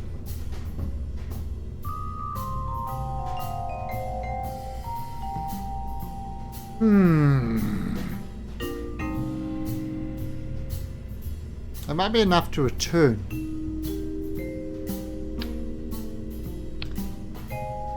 Let's see, what else have we got here?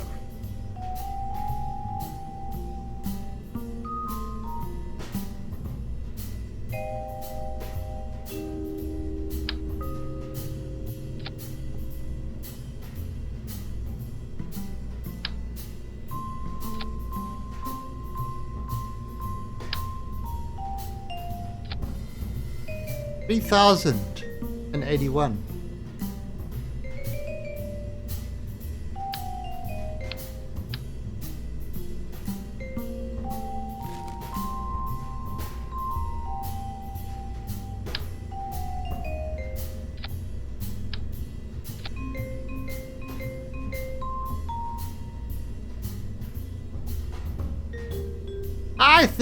I think we have a winner. We have a winner. Now,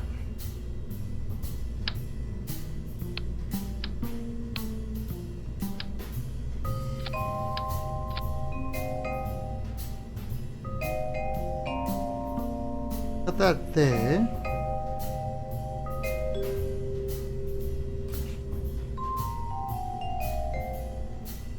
So,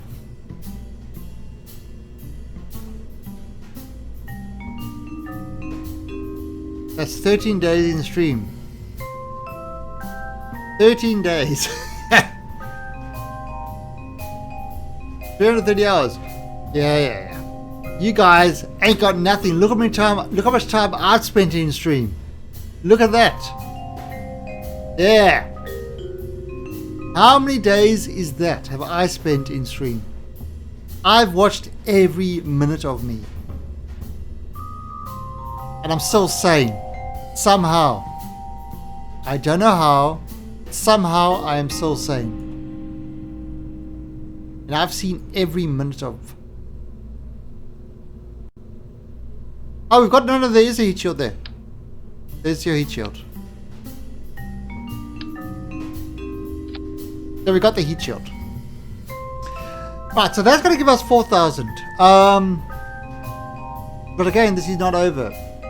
6 years.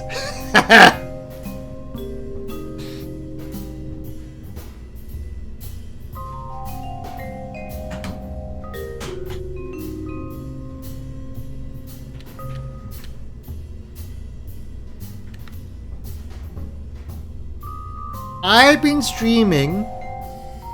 streaming non-stop for 92.8 days. 92.8 days.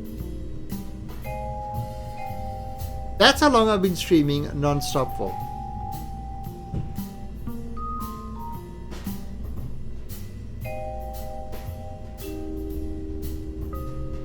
Wow.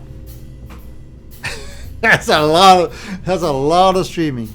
92.8 days. I know you could probably find most of that footage if you had to watch all my streams on YouTube. It would take you, if it wasn't back to back, 92.8 days. That's a lot. That's crazy. Alright, so we are going to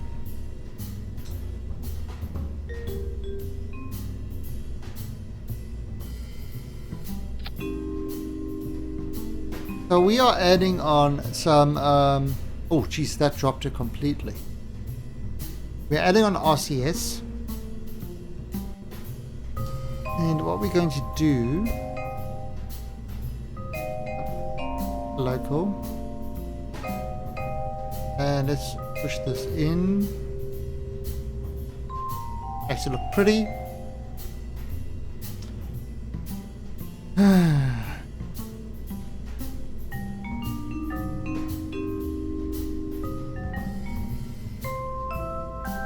I don't know. I'm wondering if this is a better way to do it. Thank you, Mike, for the bits. Yeah, 92 days. Yeah. It's a lot. And speaking of that, I'm talking. Alright, so, I mean, this is... Okay, so this part will catch up with the asteroid. We've got that there. Where is our...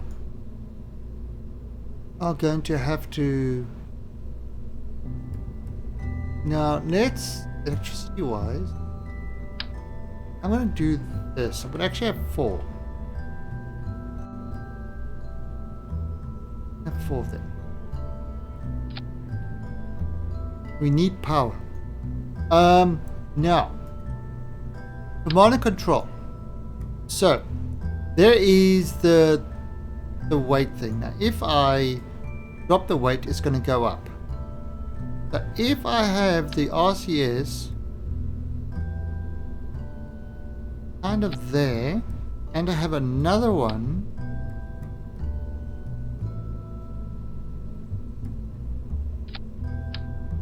oh,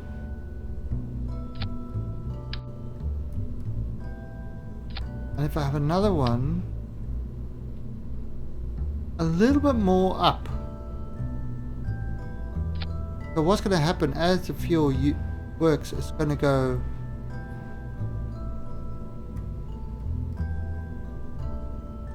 So that should provide a pretty good control.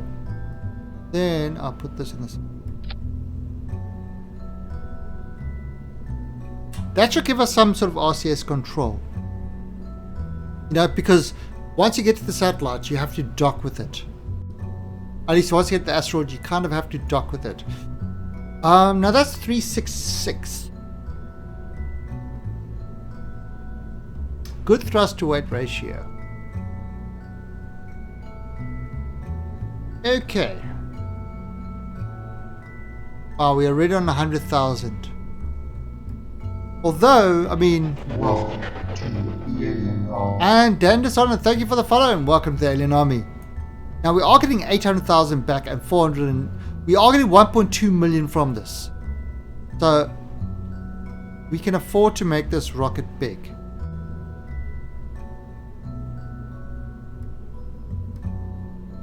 Alright, so that would... What do you think of that? I will catch with the asteroid, connect up. We're not moving the asteroid. We're not moving it, we're just hanging on to it. And it's only for 15 minutes.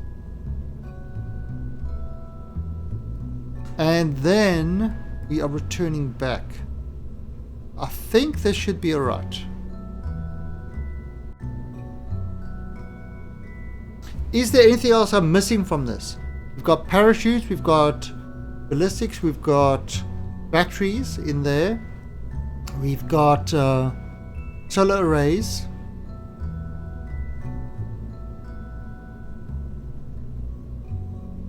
We've got the claw.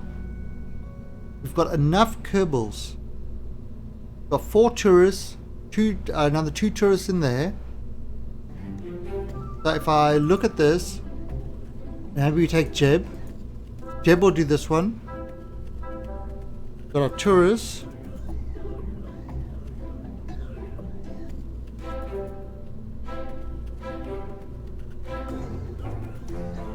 Alright. Now we're not taking a scientist along, even though we should.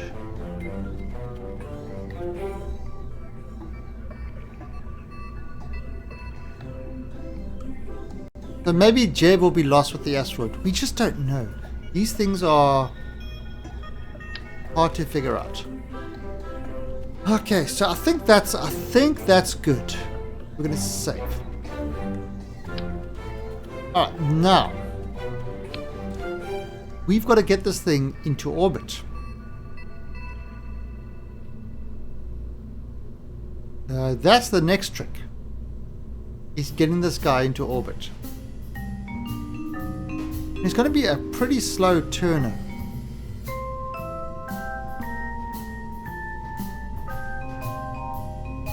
Not going to be a maneuverable craft at all.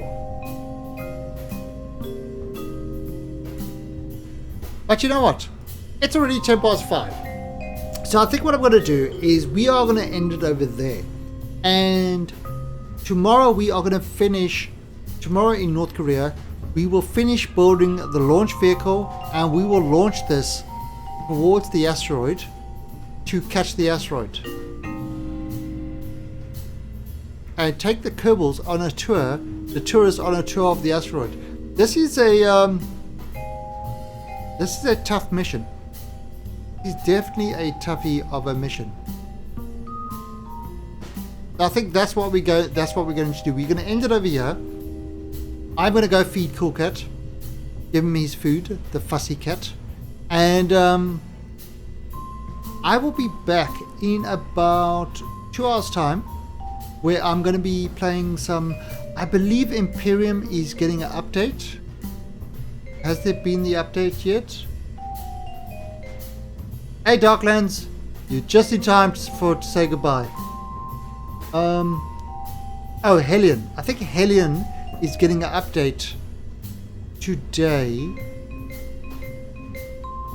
So we'll probably be playing some Hellion tonight. If Hellion doesn't get the update, then probably Imperium. Anyway, so that is going to be it for today.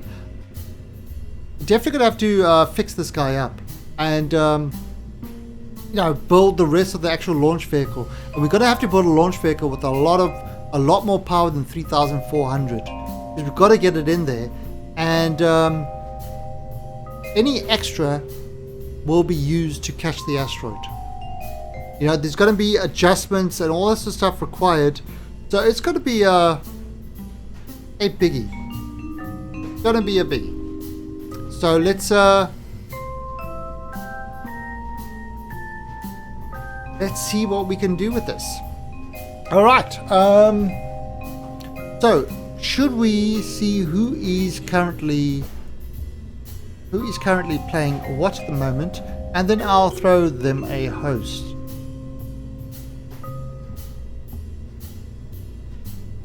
All right. Or actually, this is pretty easy. Azalis, who popped in earlier, was doing the StarCraft 2 tournament that we spoke about. So this is going to be an easy one. I am going to throw the host to Azalis, and you guys can enjoy some StarCraft 2 competitions. So till then, see ya.